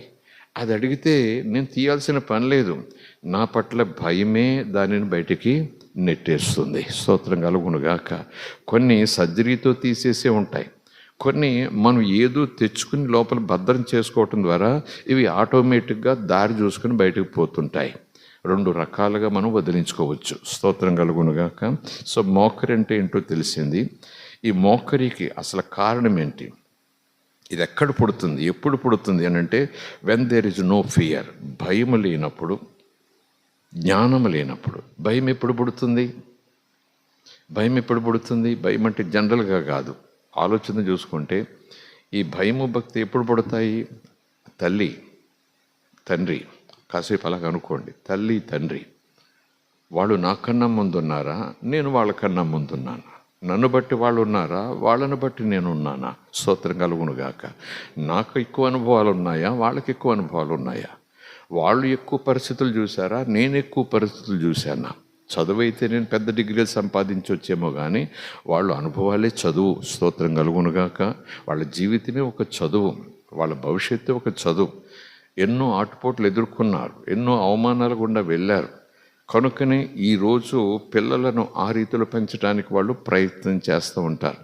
నా దగ్గర 3 డిగ్రీలు 30 డిగ్రీలు ప్రపంచం చేత ఏదో గోల్డ్ మెడల్ పొందినట్టుగా సన్మానాలు అందుకోవచ్చేమో కానీ ఆ తల్లిదండ్రులకు ఏబిసిడీలు కూడా రావు అన్నట్టుగా లోకం వాళ్ళని తీసి పారేయచ్చేమో కానీ ప్రభు అంటాడు, ఆ తల్లిదండ్రుల పట్ల ఆ వినయము, ఆ విధేయత ఎప్పుడు పుడుతుందో నాకు, వాళ్ళు ఏమవుతారు నాకు, ఎందుకు అవుతారు నాకు, వాళ్ళకి నేను లోబడాలంటే ఏంటి వాళ్ళలో ఉన్న స్పెషల్, వాళ్ళ మాట వినాలంటే ఎందుకు వాళ్ళలో ఉన్న స్పెషల్, వాళ్ళ దగ్గర నేను తలంచాలంటే ఏంది కారణం ఏంటి, స్తోత్రం కలుగునుగాక ఉండాలి కదా. అదే ప్రభు చెప్తారు, స్తోత్రం కలుగునుగాక. అది ఆ జ్ఞానం నాకు లేకపోతే, అవగాహన మనకు లేకపోతే, ఆ శ్రేష్టమైన ఆ తెలివి కొంచెమైనా మనకు లేకపోతే ఈ లెక్క చేయని మనసు మనలోకి వస్తుంది, లెక్క చేయనటువంటి ఆలోచన విధానం మనలోకి వస్తుంది. అది ప్రారంభంలో పెద్దగా నొప్పిగా ఉండకపోవచ్చు, ప్రారంభంలో పెద్ద నష్టంగా ఉండకపోవచ్చు, ప్రారంభంలో అంత అపాయకరమైనదిగా మనకు కనపడకపోవచ్చు, కానీ జీవితంలో కొంతకాలం అయిపోయిన తర్వాత చాలా నష్టపోయామనిపిస్తుంది. స్తోత్రం కలుగునుగాక. మరలా నష్టాన్ని లాభంగా మార్చుకోవటానికి మనం ప్రయత్నం చేసినా మనకు అసాధ్యమైపోతుంది, వెనక్కి వెళ్ళలేం. అలాంటి సందర్భంలో ప్రభు చేపట్టుకుంటే మరలా క్రొత్త జీవితం ప్రారంభించడానికి ఆయన సహాయం చేస్తారు. స్తోత్రం కలుగునుగాక. ప్రైజ్ ద లార్డ్, హల్లెలూయా.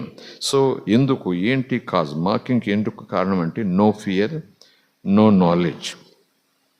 ఆ సంబంధం, ఆ వ్యక్తుల మధ్యన ఉన్న ఆ రిలేషన్షిప్, అది ఆ వ్యక్తికి అర్థం కాకపోతే తప్పక వెక్కిరిస్తాడు, నిర్లక్ష్యం చేస్తాడు.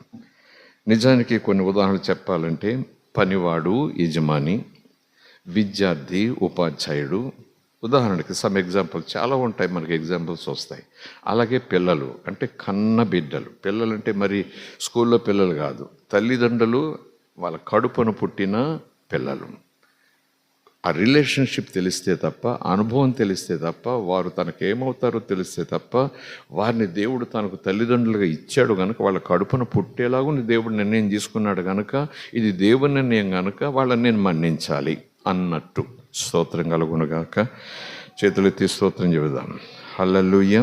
దేవునికి స్తోత్రం కలుగునుగాక. ఇలాగున్న దేవుని యొక్క లేఖనాలను మనం ధ్యానం చేస్తూ ముందుకు సాగితే ఈ గలతీయులు రాసిన పత్రిక సంఘం దగ్గరికి వచ్చేస్తాం.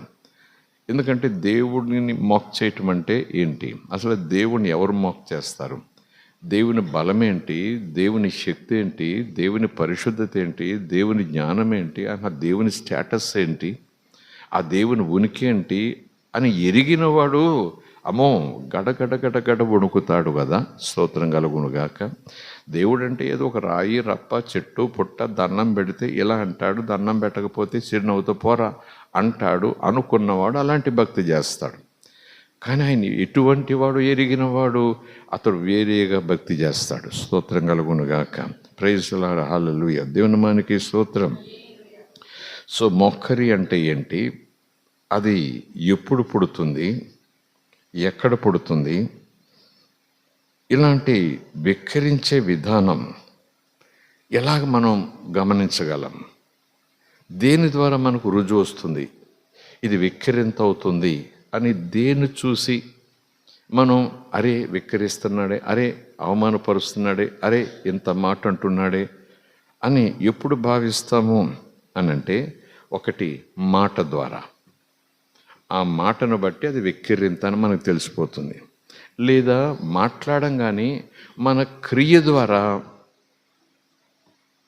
ఒక వ్యక్తిని అవమానపరుస్తాం. ఒకవేళ తండ్రిని అనరాని మాట అన్నాడు అనుకోండి కన్న కొడుకు, వెర్బల్ అంటే ఆడియో, వెర్బల్ ద్వారా అవమానిస్తున్నాడు పిల్లడు తండ్రిని అన్నట్టు తెలిసిపోతుంది. నోటితో అనకపోవచ్చు ఆ పిల్లవాడు, నోటితో ఏమీ అనకపోవచ్చు, ఇంకోళ్ళు చెప్పాలంటే నోటితో ప్రేమ పలకొచ్చు, కానీ తండ్రి హృదయానికి గాయమయ్యేలాగున తండ్రి అవునన్న దానికి కాదంటూ అవిధేయత చూపిస్తే అది కూడా తండ్రిని వెక్కిరించినట్టే. అవిధేయత అది వెక్కిరింత. స్తోత్రం కలుగునుగాక. ఎందుకంటే ఈ గలతీయులు రాసిన పత్రికలో సంఘానికి చివరి అధ్యాయంలో ఈ మాట అంటూ హెచ్చరిక చేస్తున్నాడంటే, తండ్రి కోపం వచ్చిందంటే నిన్ను నలిపినట్టు నలిపేస్తాడు అనే భావన కోసం కాదక్కడ. ఇలాంటి తండ్రిని, ఇంత ప్రేమించే తండ్రిని, ఇంతగా నీ మీద కనికరం చూపే తండ్రిని, ఇంతగా నిన్ను లాలించి పాలించి భుజానికి ఎత్తుకుని జోకెట్టే తండ్రిని ఎలా వెక్కిరించగలవు సంఘమా? ఎలా వెక్కిరించగలవు? అసలు ఎక్కడి నుంచి వచ్చింది నీకు బుద్ధి? ఎక్కడి నుంచి వచ్చింది నీకు ధైర్యం? ఎక్కడి నుంచి వచ్చింది నీకు సాహసం అని ప్రశ్నించుకోవాలి సంఘం. స్తోత్రం కలుగునుగాక, స్తోత్రం కలుగునుగాక. హల్లెలూయా. కనుక ఇలాంటి ఆలోచన మనకు లేకపోతే, ఇలాంటి వాక్య ధ్యానం మీరు నేను కలిసి పరిశుద్ధాత్మ సన్నిధిలో చిన్న మందగా ఈ రాత్రిలో ఎలా కూర్చుని ఓపికతో చలిగాలో ఇలా నేర్చుకోకపోతే రేపొద్దుట మనము దేవునిని ఎలా ఘనపరచాలో అలా తెలిసిపోతుంది మనకి. దేవుడు మాట్లాడుకుంటాడు. కనుక దేవుని మాట వినటానికి రావాలి, ఓపికతో రావాలని చెప్తాం, కష్టపడతాం. చెల్లోయిన వస్తారు, మీరు వస్తారు, నేను చెల్లో వస్తాం. కానీ దూరంగా ఉన్న వాళ్ళు రాకపోలేదు. కానీ సాధ్యమైన వారు, సాధ్యమై కూడా రానివారు, నేను ఇలాగ అంటానని అనుకోవద్దు, దేవుడు వాళ్ళని ఏదో ద్వేషిస్తాడని అనుకోవద్దు. కానీ వారి ఆధ్యాత్మిక జీవితాలు ఎంత చక్కగా కట్టబడతాయో. స్తోత్రం కలుగునుగాక. Praise the Lord. హల్లెలూయా. దేవుని మనకి స్తోత్రం. నియామక కాలం, నియామక కూడికలకు ఒక్క గంట సేప ప్రయాసపడి ప్రాధాన్యత ఇచ్చి ప్రభు పాదాల దగ్గర కూర్చొని దృష్టి పెట్టి ఒక్క గంట మనసు పెట్టి వింటే బ్రతుకులో చాలా తుప్పులు వదిలిపోతాయి, బ్రతుకులు చాలా చీకట్లు పోతాయి. మనం సాహసాలు చేస్తూ యుద్ధాలు చేస్తూ వదిలించుకోవటానికి డాక్టర్ దగ్గరికి వెళ్ళి వదిలించుకోవటానికి, పాస్టర్ దగ్గరికి వెళ్ళి వదిలించుకోవటానికి మనం ఏదో యుద్ధాలు చేసి అయినా వదలనటువంటి పిశాచపు స్థితిలో వాక్యం వింటుండగా తెలియకుండానే పోతాయి. స్తోత్రం కలుగునుగాక. హల్లెలూయా. ఆమేన్. ఆయన తన వాక్కుని పంపి వారిని బాగు చేశాడు, వారి పడిన గుంటల నుంచి లేవనెత్తాడు. వాడు వాక్యం చెప్పుతుండగానే కొన్ని చీకటి శక్తులు దారి చూసుకొని పోతాయి, మనకు తెలీదు. స్తోత్రం కలుగునుగాక. వినగా వినగా వినగా వినగా మనసు తేలికైపోయింది అనుకుంటాం. కానీ మనసు తేలికైపోవటం కాదు, బరువులు తెచ్చిపెట్టిన చీకట్లు పోయినప్పుడు మనసు తేలికైపోతుంది. చీకటి లోపల ఉన్నప్పుడు మనసు తేలిక అవ్వదు, ఆహ్లాదకరంగా ఉంటుంది, మాధుర్యంగా ఉంటుంది. కానీ ఎప్పుడు మనసు తేలిక అవుతుందంటే మనలోనికి తెచ్చిపెట్టిన ఆ చీకటి అనే బరువు ఎప్పుడైతే ఈ మాట వినుట ద్వారా పోతుందో, అమ్మ ఆ వాక్యం వింటే మనసు ఎంత తేలిగ్గా ఉందో అని మాట వరుసగా అనుకుంటాం. కానీ దేవుడు యథార్థంగా చెప్తాడు, అది మాట వినుట ద్వారా తేలిక కాదు, నా మాట నీ గుండెల్లోకి వచ్చింది, ఆ బరువును తరిమేసింది, ఆ చీకటిని తరిమేసింది, ఆ సమస్యను విరగొట్టేసింది, ఆ భయాన్ని పోగొట్టేసింది. అందుకే నీ మనసు తేలికైపోయింది. ప్రభు దగ్గరికి వచ్చాం, వాక్యం దగ్గరికి వచ్చాం, ప్రభు మాట్లాడారు, వాక్యం మాట్లాడింది. ఆయన అంటున్నాడు, నీ బరువు తీసేస్తాను రామ్మ అని, నీ బరువు తీసేస్తాను రామ్మ అని. అపరీధర శాంధరది కథరభశిక్లో చాలా సందర్భాల్లో ఏదో కాకతాళీయంగా వారానికి 3 రోజులు లేదా నెలకు 3 రోజులు, 3 నెలలకు ఒక 6 రోజులు కోవటం, 6 నెలలకు ఒక 20 రోజులు కోవటం, సంవత్సరానికి ఒకసారి 40 రోజులు కోవటం, ఏదో అయ్యగారు అలా పెట్టుకుంటూ పోతుంటారు. ఏదోలే అని అనుకుంటే మట్టుకు ఆధ్యాత్మిక జీవితం ఎక్కడ వేసిన గొంగలు అక్కడే ఉంటుంది. దేవుడు కూడా ఏం చేయలేడు. కొన్ని విషయాల్లో చేయగలిగినంత చేస్తాడు, చేయాల్సినంత చేస్తాడు. కానీ ఒక్కొక్కసారి ఆయన బోధ చేసి కొన్ని విషయాలు వాళ్ళకి నేర్పించి వాళ్ళలో ఉన్న చీకటిని ఆ వచనాల ద్వారా పోగొట్టే ప్రయత్నం చేస్తూ రమ్మని పిలుస్తాడు. ఆయన ఒక అర్ధగంట ధ్యానానికి రండి, ఒక అర్ధగంట ధ్యానానికి రండి. చలి చూసుకోవద్దు, ఖర్చు చూసుకోవద్దు, దేవుని సన్నిధికి రండి. దేవుని మాట బంధకాలు తెంచేస్తుంది, దేవుని మాట సంఖ్యలు తెంచేస్తుంది, దేవుని మాట సాతాను ప్రభావాలను తరిమేస్తుంది. లేకపోతే ఆ వాక్యం ఎందుకు?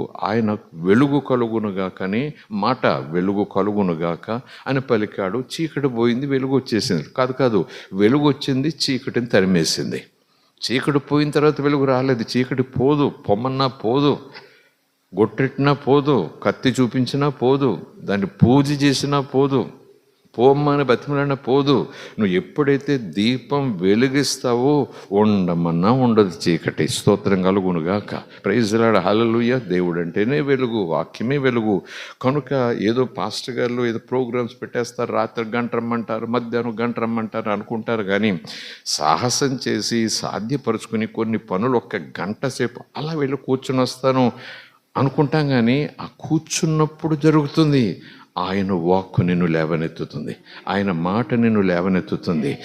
పలికేవాడి ముఖం ఎప్పుడూ చూసే ముఖమే. ఎన్నిసార్లు చూస్తాం పాల్ ప్రసాద్ గారి ముఖం, అదే ముఖం కదా.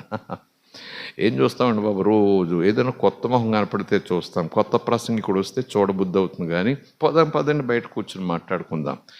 మేము ఊరికే బయట ఉంటారేంటి, వాక్యం జరుగుతుంది కదా, అర్ధగంట శ్రద్ధగా వాక్యం వినండి అని అంటారు. మా ముఖం చూడండి, మీకు పుణ్యం వస్తుంది, మా ముఖం చూడండి, మీకు ఆరోగ్యం వస్తుంది, మా ముఖం చూడండి, మీకు ఆశీర్వాదాలు వస్తాయి, మా ముఖం చూడండి, మీకు నిద్ర పడుతుందని చెప్పడానికి సాహసం చేయలేము మేము.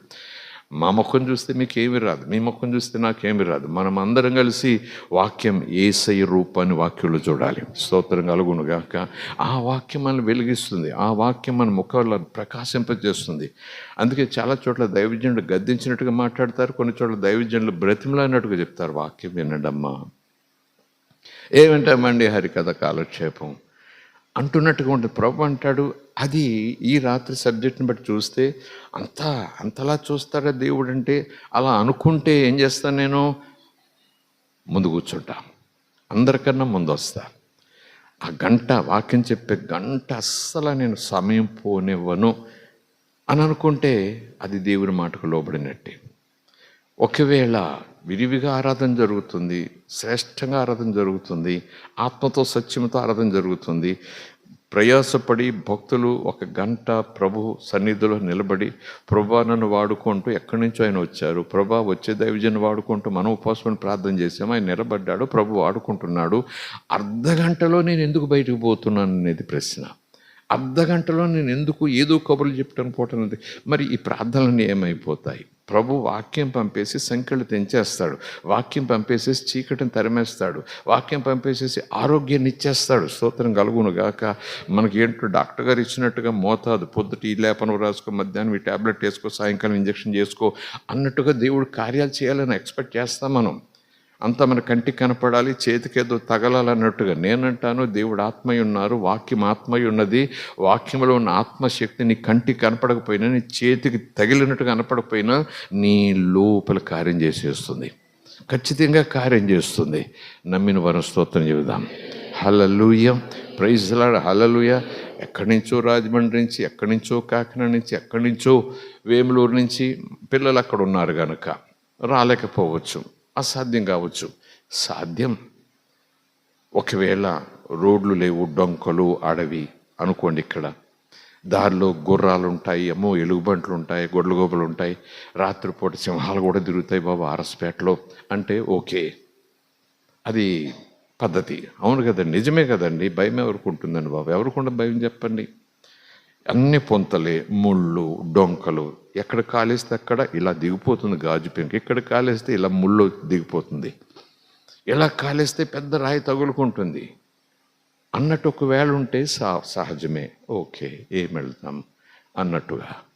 కానీ చక్కటి రోడ్లు, పోనీ వేగంగా అలా వచ్చి అలా వెళ్ళిపోవటానికి చేతులు వాహనాలకు మళ్ళీ ప్రార్థన కదండి.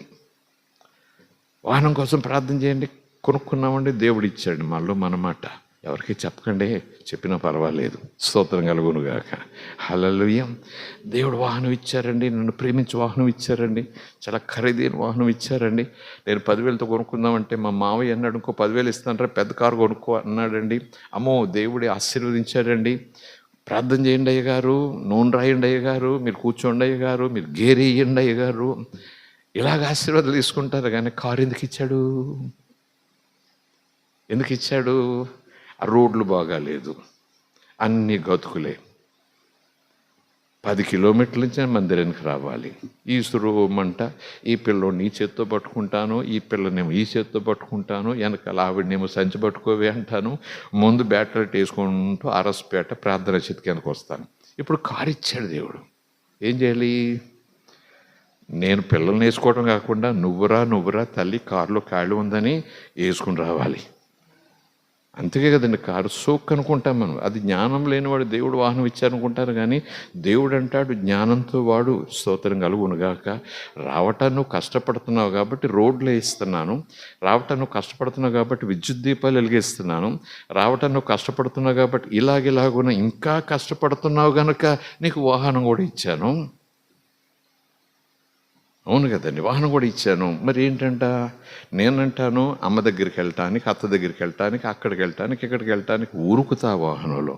దేవుడిచ్చాడు అత్తయ్య, స్తోత్రం, కూటం కూడా పెట్టాను, భోజనాలకు కూడా పెట్టేశాను, నాకు కారు ఇచ్చాడు దేవుడు అంటాను. ఎందుకు ఇచ్చాడు? ఎందుకు ఇచ్చాడు? ఒకవేళ దూరంగా ఉంటే, వాక్య ధ్యానం జరుగుతుంటే సమయానికి వెళ్ళటానికి అవకాశం ఉంటుంది, త్వరగా వెళ్ళటానికి అవకాశం ఉంటుంది, చలి లేకుండా వెళ్ళడానికి అవకాశం ఉంటుంది, వానకు తడవకుండా వెళ్ళడానికి అవకాశం ఉంటుంది, అభ్యంతరం లేకుండా అవకాశం ఉంటుంది, కాలికి ముళ్ళు గుచ్చుకోవద్దు, వంటి మీద ఎండబడదు, చక్కగా వెళ్ళి ఏ అపసౌకర్యం లేకుండా శ్రద్ధతో వాక్యం వినటానికి దేవుడిచ్చిన సౌకర్యం. సుఖము దేవుడిచ్చిన, దేవుని కోసం ఆ సుఖాన్ని ఖర్చు పెట్టాలి. మన కోసం సుఖం కాదు, మన సుఖం కోసమే వాహనం ఇచ్చినా ఆ సుఖం ఇచ్చిన దేవుని సన్నిధికి రావటానికి ఆ సుఖాన్ని ఉపయోగించుకోవాలని నేను అంటాను. స్తోత్రం కలుగునుగాక. Praise the Lord. హల్లెలూయా. అప్పుడప్పుడు ఒల్లూరు వాళ్ళు అనొచ్చు, అప్పుడప్పుడు తణుకు దగ్గర అనొచ్చు, అప్పుడప్పుడు అత్తిలి దగ్గర అనొచ్చు, అప్పుడప్పుడు ఏంటి ఈ వయసులో కూడా మీరు కార్ డ్రైవ్ చేస్తున్నారా, ఎవరొకరిని పెట్టుకోవచ్చు కదండి, మీ సంఘంలో ఎవరు లేరా అన్నట్టు అడిగినా, డ్రైవర్ని పెట్టుకోవచ్చండి అంటే అంత పిసినారుడువా అన్నట్టుగా నాకు అనిపించినా, ఇంకా డ్రైవ్ చేసుకొస్తున్నారు. అమ్మ చాలా కష్టపడుతున్నారండి, మీరు చాలా కష్టపడుతున్నారండి, మళ్ళీ మీరు ఇంటికి వెళ్తారు 12 అవుతుందండి అయ్యగారు, అమ్మ మిమ్మల్ని చూస్తుంటే, సేవ చూస్తుంటే అంటే నేను ఒకే మాట అంట, గొప్ప కోసం చెప్పటలేదు. దేవుడు వాహనం ఇచ్చాడు, నాకు కష్టమేముంది, స్తోత్రం కలుగునుగాక. దేవుడు పైసలు ఇస్తున్నాడు, పెట్రోల్ పోయించుకుంటున్నాను, ఆ మెలుకు ఇచ్చాడు, కాస్త ఆరోగ్యం ఇచ్చాడు, డ్రైవ్ చేసుకొస్తున్నా. నా కంటికి చూపు పోతే, కాలి చేతిలో బలం పోతే ఎవడో కొన్ని దేవుడు ఎలాగా ఇస్తాడు, అందులో సందేహం లేదు. కనుక ఓపిక ఉన్నది కనుక సుఖంగా మీ దగ్గరకు వచ్చి వాక్యం చెప్పే అవకాశం దేవుడు నాకు ఇచ్చాడు. ఏ కష్టం లేకుండా అంతకుముందు బస్సుల్లో పడి, లారీ క్యాబిన్లో కూర్చుని, లారీ పైన కూర్చుని, లారీ వెనకాల బాడీలో కూర్చుని వెళ్ళాను, తిరిగాను, చిన్న చిన్న బ్యాగులు చేత్తో పట్టుకొని. ఆ ప్రారంభపు రోజులు అవి. సువార్త చెప్పడానికి ఉపస్కోటలు కావచ్చు, స్పీకర్గా పిలవచ్చు, నా బొమ్మ కరపత్రాలు వేయచ్చు, కానీ బస్సులు టైంకి ఉండేవి కాదు. ఆ సమయానికి బస్సు ఏమి ఉండదు, మళ్ళీ ఇంటికి సమయానికి చేరుకోవాలి. అర్ధరాత్రి 11 బస్సులు ఏమి ఉండవు, లారీలు ఉంటాయి. ఆ లారీ వాళ్ళు ఎలా తోలుతాలో తెలుసు, క్యాబిన్లో ఎలా ఉంటుందో తెలుసు, ఎక్కడ ఖాళీ ఉండదు, ఇంజిన్ మీద కూర్చోవాలండి, డాష్ బోర్డ్ మీద ఖాళీ ఉందండి. ఆ వెనకాల 2 కూర్చున్నారు ఇప్పటికే, ఎవరు అమ్ముకునేవాళ్ళు, అక్కడ కూర్చో. నేనెవరిని వాళ్ళకేం తెలుసు, ఆపుతాను, చెయ్యి ఆపుతాను, అయ్యా నేను ఎక్కువ వెళ్ళాలి, వెనకాల కూర్చొని అంటాడు. అంతే, ప్రయాణికుడు వాళ్ళ దృష్టిలో. నేను పాస్టర్ని తెల్లబట్టలు చూడయ్యా లారీ డ్రైవర్ చూపిస్తే కుదరదు. స్తోత్రం కలుగునుగాక. బాడీలో కూర్చుంటాను, ఆ క్యాబిన్ పైన కూర్చుంటాను, క్యాబిన్లో కూర్చుంటాను, ఆ డ్రైవర్ పక్కన ఆ బాడీలో ఆ బోనెట్ మీద కూర్చుంటాను, బ్రేక్ వేసినప్పుడల్లా విండ్ స్క్రీన్ మీద పడిపోతుంటాను, పట్టుకోవటానికి ఏముండదు. రోజు అలా తిరిగానని చెప్పను, అప్పుడప్పుడు అలా తిరిగాను, చాలా సందర్భాల్లో తిరిగాను. స్తోత్రం కలుగునుగాక. అయ్యో ప్రభా, కారు కావాలని అనలేదు, కానీ కష్టపడుతున్నాను. ఇలాగ నేను కష్టం అనుకుంటే, ప్రభా నువ్వు ఎలా సేవ చేసావు, అపొస్తలులు ఇంకేం సేవ చేసావు, నాకు లారీ అన్న ఇచ్చావు, లారీలో క్యాబిన్లో చోటు అన్న ఇచ్చావు, క్యాబిన్లో ఇంజిన్ మీద కూర్చోటానికి కూడా నాకు చోటు ఇచ్చావు. ఎందుకంటే నాతో పాటు క్యాబిన్లో ఇంకా 6 కూర్చున్నారు, నాకన్నా ముందు ఎక్కేశారు. వాళ్ళకి వెనకాల సీట్, క్యాబిన్లోనే డ్రైవర్ వెనకాల సీట్ ఉంటుంది, అందులో దొరికి చక్కగా పడుకుంటున్నారు వాళ్ళు అర్ధరాత్రి 2ంటికి. నాకైతే ఇంజిన్ మీదే చోటు దొరికింది, డాష్ బోర్డ్ దగ్గర. అప్పటికే ఇంజిన్ మీద 2 కూర్చున్నారు, ఇంక నేను ఇరుక్కుని కూర్చోడు డాష్ బోర్డుకి ఇంజిన్కి మధ్యలో.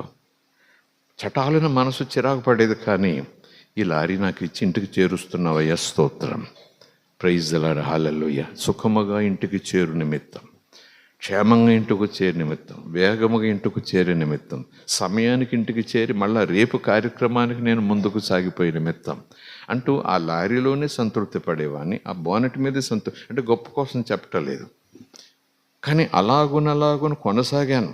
నా కారు ఇవ్వవా, బెంజ్ ఇచ్చావట $3 గారికి, రైన్హార్డ్ బోంగి గారికి ఏమో విమానం ఇచ్చావంట, ఆ పాల్ గారు ఎవరు పాల్ గారు అమెరికా ఉన్నారు కదని మన పాల్ గారు, ఆ పాల్ గారికి ఏదో పెద్ద బోయింగ్ జట్ ఇచ్చావంట, నీ సేవ చేస్తుంటే ఏంటి బాబు లారీల్లో తిప్పుతావు నన్ను, ఒంటెద్దు బండి మీద తిప్పినట్టు అని అడిగే సమయం లేదు, అలాంటి బుద్ధి లేదు, అలాంటి తెలివి లేదు నాకు. కానీ అలా చేస్తూ చేస్తూ చేస్తూ చేస్తూ పోతుండగా ఈ రోజుకు దేవుడు నన్ను ఆ స్థితిలో తీసుకొచ్చాడు. స్తోత్రం కలుగునుగాక. డబ్బుండి కొనుక్కున్నాను అన్నట్టుగా అందరూ అనుకోవచ్చు, అవును డబ్బు ఉంది కాబట్టి కొనుక్కోగలిగాను నేను అనుకోవచ్చు, దేవుడు డబ్బు ఇచ్చాడు కాబట్టి ఆశ్చర్యకరంగా కొనేసుకున్నాడు అనుకోవచ్చు. కానీ దీని వెనకాల ఈ స్టోరీ అంతా చూస్తే నేను తిరిగాను, ఇస్తాడని కాదు, నేను తిరిగాను నమ్మకంగా. దేవుడు జాగ్రత్తగా సమయానికి వెళ్ళు, సమయానికి రా, అన్నాడు. ఇంకా నేను అప్సపాలు పడిపోయి నేను వెళ్ళిపోయి కష్టపడి వచ్చానని ఆ మీటింగ్లో పోజు పెడితే ఎలాగా? లారీలో వస్తే పోయి అనుకోవచ్చు, నడిచి వస్తే అయ్యి బాబు ఎంత కష్టపడి వచ్చాను అని అనుకోవచ్చు. వాళ్ళు కూడా మాట అంటే అవునండి బాబు కాళ్ళు లాగేస్తున్నాయి నాకు కొంచెం నూనె రాయండి అనొచ్చు.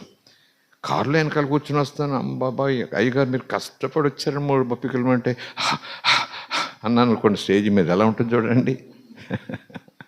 వాళ్ళు అంటానికి సరిపోయింది, నేను ఒగర్చడానికి సరిపోయింది. అవును కదా? ఈ తీరు సేవ బోధ ఎక్కువైపోతే అది వెక్కిరింత కాకపోతే ఇంకేంటి చెప్పండి. స్తోత్రం కలుగును గాక. సేవ అంటే ఫస్ట్ ఏముండాలి? యాపిల్ ఫోన్ ఉండాలి. సేవ అంటే ఫస్ట్ యూట్యూబ్ ఛానల్ ఉండాలి. సేవ అంటే ఫస్ట్ కారు ఉండాలి. సేవ అంటే ఫస్ట్ సూట్ ఉండాలి.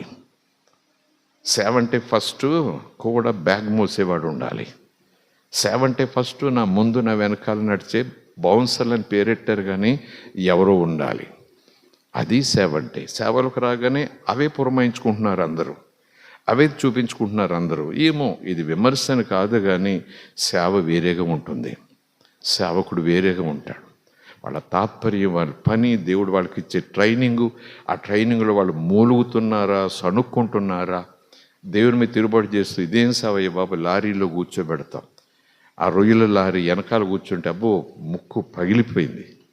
దిగిపోదాం అనుకుంటే మరి ఇంటికి చేరాలి, దిగిపోకూడదు అనుకుంటే ఆ గత్తర్లో కూర్చోలేను. ఎలాగ బాబు ఏసయ్య ఏంటో కానీ అలాంటి టైంలోనే ప్రభు వింటాడు నా మనసు మాట. సేవ అంటే మల్లెపూల పాన్పు అనుకుంటున్నావా అంటాడు. స్తోత్రం.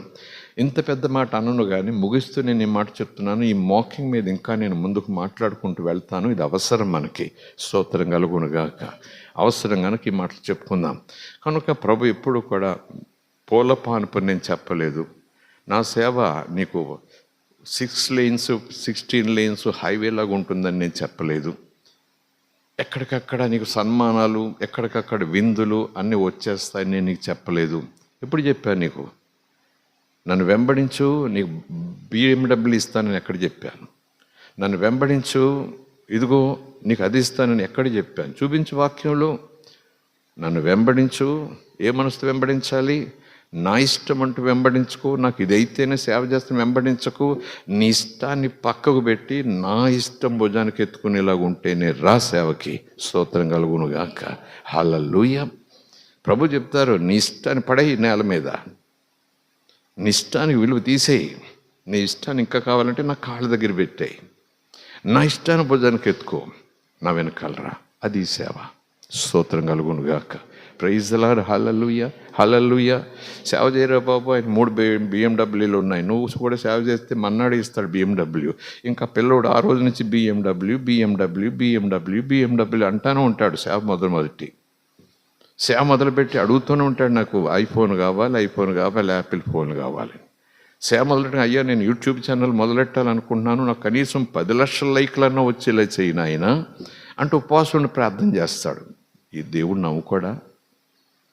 ఏమో బంగారం అడిగితే ఇస్తాడేమో, స్వస్థత అడిగితే ఇస్తాడేమో, అన్నం అడిగితే ఇస్తాడేమో, వస్త్రం అడిగితే ఇస్తాడేమో, స్నేహితులు కావాలంటే ఇస్తాడేమో, భయమేస్తుంది అంటే పక్కన ఉంటాడేమో. కానీ సేవ పేరు చెప్పి సిలువొద్దు నాకు పూలబాట కావాలి అంటే దేవుడు వెంటనే నువ్వు సరైన ట్రాక్లో లేవు, నువ్వు నాకు పనికి రావు అంటాడంతే. ఎవరినైనా వాడుకుంటాడని ప్రసంగాల్లో వింటాం, ఎవరైనా సేవ చేయొచ్చని ప్రసంగాల్లో వింటాం. ఎక్కడ చెప్పాడు యేసు ప్రభు ఎవరైనా సేవ చేయొచ్చని? ఎవరు సేవ చేయాలి? ఎవరు సేవ చేయాలనుకుంటే ఏం చేయాలి? సిలువ భుజానికి ఎత్తుకునే మనసు నీకు ఉందా? రా. Praise the Lord. హల్లెలూయా. అప్పుడిప్పుడు సిలువ అంటే ఇప్పుడు సిలువ కాదండి బాబు, పూలదండలు. ఎవరు చెప్పారు? నా మాట మారదు, నా నేర్పించే విధానం మారదు, నా మార్గం మారదు. నిన్న ఈరోజు రేపు సేవ అలాగే ఉంటుంది. సేవ అంటేనే అలాగే ఉంటుంది. స్తోత్రం కలుగునుగాక. దేవునిమానికి స్తోత్రం. ఈరోజు పలానా ఆయన విమానాలు కొనుక్కొని తిరుగుతున్నాడంటే సేవలోకి వచ్చిన వాళ్ళు కానీ విశ్వాసంలోకి వచ్చేవాళ్ళు కానీ అమ్మో ఆయన 3 విమానాలు ఉన్నాయంటే ప్రభుని నమ్ముకున్నాడంటే ఆయన అదే కూడా సాక్ష్యం చెప్తాడు. నేను ప్రభుని నమ్ముకున్నాను, దేవుడు అంత దీవించాడు, నమ్ముకోమంటాడు. ఇంకా నమ్ముకునే ఆవిడకి ఇంకా విమానాలు కనపడతాయి బాప్సం తీసుకోవటం నీళ్ళలోకి వెళ్ళినప్పుడు.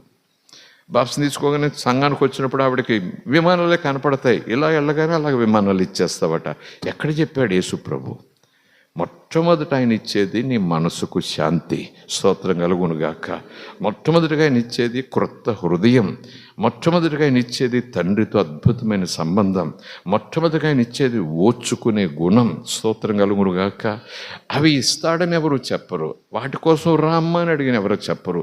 నేటి దినాల్లో నేనైనా మరొకరైనా ఇదే కదండి మా సేవ, ఇదే పరుగులు కదండి. నువ్వెంత అంటే నువ్వెంత, నీకేం తెలుసు అంటే నీకేం తెలుసు. నేను ఇక్కడ ఏదో చెప్తుంటే ఆయన పెద్ద స్పీకర్ పెడతాడు, ఆయన ఏదో చెప్తుంటే నేను ఇక్కడ స్పీకర్ పెడతాను. లేవా, ఇక్కడ సంఘం అండి, ఇక్కడ సంఘం అండి, మళ్ళీ పక్కన ఆ పక్కన సంఘం అండి, ఇక్కడ సంఘం అండి, అక్కడ సంఘం అండి. Something is wrong. అంజలు కూడా ముక్కు మీద వేలేసుకుంటున్నారు. ఏంటి చర్చ్ ఇక్కడే ఉంటుంది, ఆ పక్కనే మళ్ళీ బార్డర్ సద్దే మళ్ళీ గోడ, మళ్ళీ చర్చ్ ఉంటుంది, మళ్ళీ సద్దు గోడ, ఇంకో చర్చ్ ఉంటుంది. ఇంకేం చెప్పుకుంటామంటే కొలిచే దేశప్రభైనా ఈ డినామినేషన్ వేరు, ఈ డినామినేషన్ వేరు. లేకపోతే ఇది ఈ చర్చిలో ఈ కులం వాళ్ళందరూ ఉంటారు, ఈ చర్చిలో ఈ కులం వాళ్ళందరూ ఉంటారు, ఈ చర్చి ఆ కులం వాళ్ళందరూ కట్టుకున్నారు. ఇదేగా. యేసుప్రభుకి ఇబ్బందిగా ఉండదు ఈ మాట. యేసుప్రభుకి విక్రింతగా ఉండదు ఈ మాట. ఎలా చేస్తానో, ఎక్కడ చేస్తానో, పక్కనే సేవ చేస్తానో. దేవుని సేవ కదని అంటే కొన్ని ఒకే అన్నట్టుగా ఉండొచ్చు. కొన్ని విషయాలు దేవుడు అవును కదా, సేవే కదా, నన్ను ధ్యానిస్తున్నారు కదా, చెయ్యమ్మా అనొచ్చు. కానీ కొన్ని విషయాలు మాత్రం జ్ఞానంతో చేయాలి. స్తోత్రం కలుగునుగాక. హల్లెలూయ, ప్రైజ్ ది లార్డ్, హల్లెలూయ. ఇక్కడే బాగుంటుంది, నేను ఇక్కడే చేస్తాను, ఇక్కడే పుట్టాను పెరిగానంటే సేవలో ప్రారంభంలో అలాగ ఉండొచ్చేమో. కానీ ఇక్కడే పుట్టినా, ఇక్కడే పెరిగినా, ఇక్కడే దేవుడు నా చేత సేవ కొంతకాలం చేయించుకున్నా, ఏ ఉద్దేశంతో అక్కడ నేను ఉండాలంటే, ఏ ఉద్దేశంతో నెలలు సంవత్సరాలు అక్కడ గడపాలంటే, వెక్కిరింత గురించి మాట్లాడితే ఇవి కూడా వస్తాయి. ఇలా ఏ ఉద్దేశంతో ఉండాలంటే, ఈ రోజు దేవుడు సర్దుకో, బుట్ట సర్దుకో, తట్ట సర్దుకో, బయలుదేరు అని నాతో చెప్పుటకు అవకాశం ఉంది ఖచ్చితంగా. సో నేనేం చేయాలి? సెటిల్ అయిపోయిన వదిలేయమంటే అలా కాదు బాబు. మళ్ళీ కొత్తగా నారుమడి వేసుకోవాలి, మళ్ళీ దున్నుకోవాలి, పెంకులు తీసుకోవాలి, మడి కట్టుకోవాలి, బోర్ వేసుకోవాలి, మళ్ళీ నీళ్ళు పెట్టుకోవాలి. ఒక్క వరి మొక్క రావడానికే చాలా కష్టమయ్యాయి. ఇప్పుడు 100,000 మొక్కలు వచ్చేసాయి. రోజు పంట తింటున్నానంటే ప్రభు అంటాడు పరీక్ష, వదిలేసిపో అంటే మరొక చోట నీకు పొలం ఇచ్చాను, వెళ్ళి అక్కడికి. స్తోత్రం కలుగునుగాక. వెళ్ళే సాహసనే చేయాలి. ఒకవేళ వెళ్ళలేదనుకోండి, సెటిల్ అయ్యానయ్యా, నన్ను పంపొద్దయ్యా అంటే 3 సార్లు చెప్తాడు, 4 సార్లు చెప్తాడు. నేను వెళ్ళనయ్యా అంటే విక్రించినట్టే, అవిధేయతే, డిజానరే, డిస్రెస్పెక్టే. సేవ అంటే అంత దూరం పోవాలి. స్తోత్రం కలుగునుగాక. సేవ అంటే అంత దూరం పోవాలి. విశ్వాసం కూడా ఆ స్థాయిని బట్టి అంత విధేయత మనం దేవుని పట్ల కలిగి ఉండాలి. దేవుని మనకి స్తోత్రం. అర్థమైంది కదా. What is mockery, what is the cause of mockery? ఎప్పుడు పుడుతుంది ఆ చెడ్డ వేరు? అది మోకరీ అని ఎలా తెలుస్తుందంటే వెర్బల్గా. ఒరే అమ్మతో ఏంట్రా అలా మాట తిరగబడుతున్న అమ్మ మీద అంటారు చూసారా పెద్దల ఇంట్లో, అదన్నమాట. మాట వెర్బల్గా అవమానించటం, వెక్కిరించడం. వెర్బల్గా వెక్కిరించగలం. దేవుని మాట పక్కన పెట్టండి. Mocking God is very serious subject, very interesting subject, very necessary subject for the church of God. అదే సందర్భంలో అసలు మోకరి అంటే ఏంటి? అది ఏది మోకరి అనుకుంటామో అది ఎలా మనకు కనపడుతుందా, వినపడుతుందంటే వినపడుతుంది మాట, కనపడుతుంది క్రియ. స్తోత్రం కలుగునుగాక. ఆ రెండిటి వల్ల అది విక్కిరింత లేదా ఘనత తెలిసిపోతుంది. ఆ మాట తీరు విక్కిరింత లేదా ఘనత తెలిసిపోతుంది. Either it can be verbal or maybe by action. Act ద్వారా కానీ వెర్బల్గా కానీ ఈ విక్కిరింత మనం గుర్తించగలం. స్తోత్రం కలుగునుగాక. Praise the Lord, hallelujah. దేవుని మనకి స్తోత్రం. ఒక వచనం చదువుకొని ప్రార్థన చేసుకుందాం. 10 దాటిపోయింది కదా. కీర్తన భాగం 74. చాలా సందర్భాలు, చాలా సన్నివేశాలు ఉంటాయి అర్థం వచ్చేవి. ఒక వచనం ఇప్పటికీ మనం చదువుకున్నాము, గలతీయులకు రాసిన పత్రికలో చదువుకున్నాము, రోమీయులకు రాసిన పత్రికలో ప్రేమ గురించి. ఇంకా కొన్ని వచనాలు చదువుకోవచ్చు. 74వ కీర్తన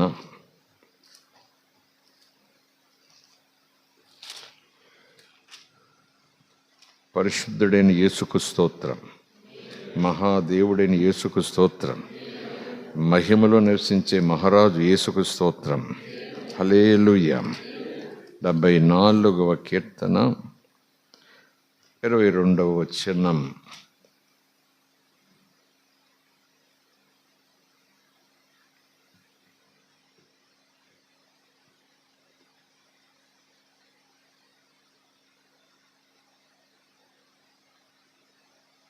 నలిగిన వానిని అవమానముతో వెనుకకు మరలనియ్యకము, శ్రమనొందు వారును దరిద్రులను నీ నామమును సన్నుతించుదురుగాక. ఆ తర్వాత దేవాలయము నీ వ్యాజ్యము నడువము. అవివేకులు ఎవరు? వివేకము లేనివారు. ఇంకోలా చెప్పాలంటే బుద్ధిహీనులు. ఇంకోలా చెప్పాలంటే జ్ఞానము లేనివారు. దానికి ఇంగ్లీష్లో FOOL. ఆ పదం ఏంటి చెప్పండి? ఫూల్. ఫూల్. దేవుడు లేడని ఎవరు అనుకుంటారట? వెర్రివారు, బుద్ధిహీనులు అనుకుంటారు. అలాగనమాట. అవివేకులు, వివేచన లేనివారు, వివేకము లేనివారు, ఆలోచన చేయనివారు, రోజంతా నిన్ను నిందించు సంగతి నువ్వు జ్ఞాపకం చేసుకో. నన్ను నిందించడం కాదు, నిన్ను నిందించుచున్నా. ఎవరు నిందిస్తారు? వివేకము కలిగిన వాడు ఎవరు నిందించారండి దేవుణ్ణి. జ్ఞానము కలిగిన వారంటే, జ్ఞానం అంటే ABCD తరగతులు సైన్స్ ఆ జ్ఞానం కాదు. దేవుడు ఎవరు, ఏమై ఉన్నాడు, ఆయన హోదా ఏంటి, ఆయన స్థాయి ఏంటి, ఆయన శక్తి ఏంటి, ఆయన స్వభావం ఏంటి, ఆయన ఎవరు, ఆయనకు నేను ఏమవుతాను, ఎక్కడుంటాడు, ఆయన ఎలాంటి వాడు అనే వివేకము లేనివాడు తీసి పారేస్తాడు. నిన్ను రోజు ఆడిపోసుకుంటాడు, నీ మీద నిందలేస్తాడు, నీ మీద నిప్పులు జరిగేస్తాడు. ఎవడు? అవివేకి, తెలియనివాడు. దేవుడు ఎవరో తెలియాలంటే వాక్యం దగ్గరికి రావాలి. వాక్యం మనకు దేవుడు ఎవరో తెలియజేస్తుంది. స్తోత్రం కలుగును గాక. సో హూ విల్ మాక్? దేవుని గురించి మళ్ళీ కాస్త పక్క పెట్టండి. అసలు ఎవరు ఈ మాకింగ్లోకి వస్తారంటే ఫూల్స్. మాకింగ్ చేసే వాళ్ళని దేవుడు ఇలా పిలుస్తాడు ఫూల్స్. వాళ్ళు వివేకం లేనివాళ్ళు, వాళ్ళు బుద్ధిహీనులు, వాళ్ళు తెలివి మాలిన వాళ్ళు. స్తోత్రం కలుగునుగాక. ఒకచోట యేసుప్రభు ఒక మాట అన్నారు బుద్ధిహీనత గురించి. ఎవరు చెప్పండి? నా మాట విని ఆ ప్రకారంగా చేసేవాడు ఎవరిని పోలుంటాడు? బుద్ధిమంతుని, వివేకము కలిగి, జ్ఞానము కలిగి, సంగతి ఎరిగి, వెనక ముందొచ్చే ఆ విధానాలు ఎరిగి నా మాట ప్రకారం అడుగులు ముందుకేస్తాడు బుద్ధిమంతుడు, వివేకం కలిగినవాడు, జ్ఞానం కలిగినవాడు, విషయాన్ని గ్రహించేవాడు. స్తోత్రం కలుగునుగాక. హల్లెలూయా. అలాగ చేయనివాడు అవివేకి. He's a fool. మూర్ఖుడు, అవివేకి, జ్ఞానం పొందుటకు అస్సలు ఇష్టపడినవాడు. ఎవరు నిందిస్తారు బాబు దేవుణ్ణి? అంత దొమ్మ ఎవరుకుందయ్యా అని అనుకుంటే బుద్ధిహీనుడు. నిజంగా దేవుడు ఎవరో ఎరుగుంటే దండం పెట్టకుండా ఉంటానా? దేవుడు ఏం చేశాడు నా కోసం ఎరుగుంటే మోకరిల్లకుండా ఉంటానా? దేవుడు నా కోసం ఏ స్థాయికి దిగొచ్చేసాడంటే గడగడ వణుకుతా ఆయన కాళ్ళ మీద పడకుండా కన్నీళ్లతో కడగకుండా ఉండగలనా? స్తోత్రం కలుగునుగాక. అది లేదు కనుక, స్థాయి నాకు తెలియట్లేదు కనుక ఆయన స్థాయి ఏంటో నేను మర్చిపోతున్నాను, నా స్థాయి ఏంటో నేను మర్చిపోతున్నాను. ఒకప్పుడు పాపిని, ఆయన పరిశుద్ధుడు, అది ఆయన స్థాయి, నాదేమో పెంట మీద ఎగస్తాయి. నా లెవెల్ పెంచాడు, నా స్టేటస్ పెంచేశాడు, ఇప్పుడు ఒక లెవెల్కి వచ్చేస్తాను నేను. ఇప్పుడు ఆయన లెవెల్ మర్చిపోతా. మా మరీదర తర దర్యాదరసి మాట్లాడు దేవా, మాతో మాట్లాడు. సంఘం ఏం నేర్చుకోవాలి? పాటలు నేర్చుకోవాలా? చేతులెత్తడం నేర్చుకోవాలా? టైంకి రావటం నేర్చుకోవాలా? ఏం నేర్చుకోవాలి? ఆయన ఏ స్థితిలో ఉంటాడు? నా స్థితిని మార్చినవాడు. ఎందుకు మార్చాడు? ఏ ఉద్దేశంతో మార్చాడు? నాలో ఏం మంచి ఉందని మార్చాడు. నేనేం గొప్ప పనులు చేశాడు? నా కోసం చచ్చిపోయాడు ఆయన. పనికి మాలినవాడు నా కోసం. ఆయన పట్ల నేను ఎలా ప్రవర్తించాలి? వికరింతగా ప్రవర్తించాలా? నిర్లక్ష్యంగా ప్రవర్తించాలా? డిస్రెస్పెక్ట్గా ఉండాలా? ఎన్నిసార్లు వింటాం దేవుని మాట, మాకేం పని పాట లేదా? రోజు అక్కడే కూర్చుని దేవుని మాట వినమని అంటలేదు ఆయన. కొన్ని కాలాలు, కొన్ని సమయాలు, కొన్ని సందర్భాలు, కొన్ని నియమాలు. ఈ గంటలో వాక్యం చెప్పుకుందాం, ఈ గంటలో ధ్యానం చేసుకుందాం, ఈ గంటలో ప్రభు సన్నిధిలో మనం కలిసి అందరం ప్రార్థన చేసుకుందాం. గంటన్నర రండమ్మా. అప్పుడు దేవుడు ఇలాగ అంటాడేమో, ఏ మాట అంటున్నందుకు నన్ను మన్నించండి, ఇలాగ అనుకుంటాడేమో. అలాగ అనుకుంటాడని నేను అనుకుంటే దేవుని సన్నిధిలో గంట గడపటానికి వచ్చేస్తా. స్తోత్రం కలుగునుగాక.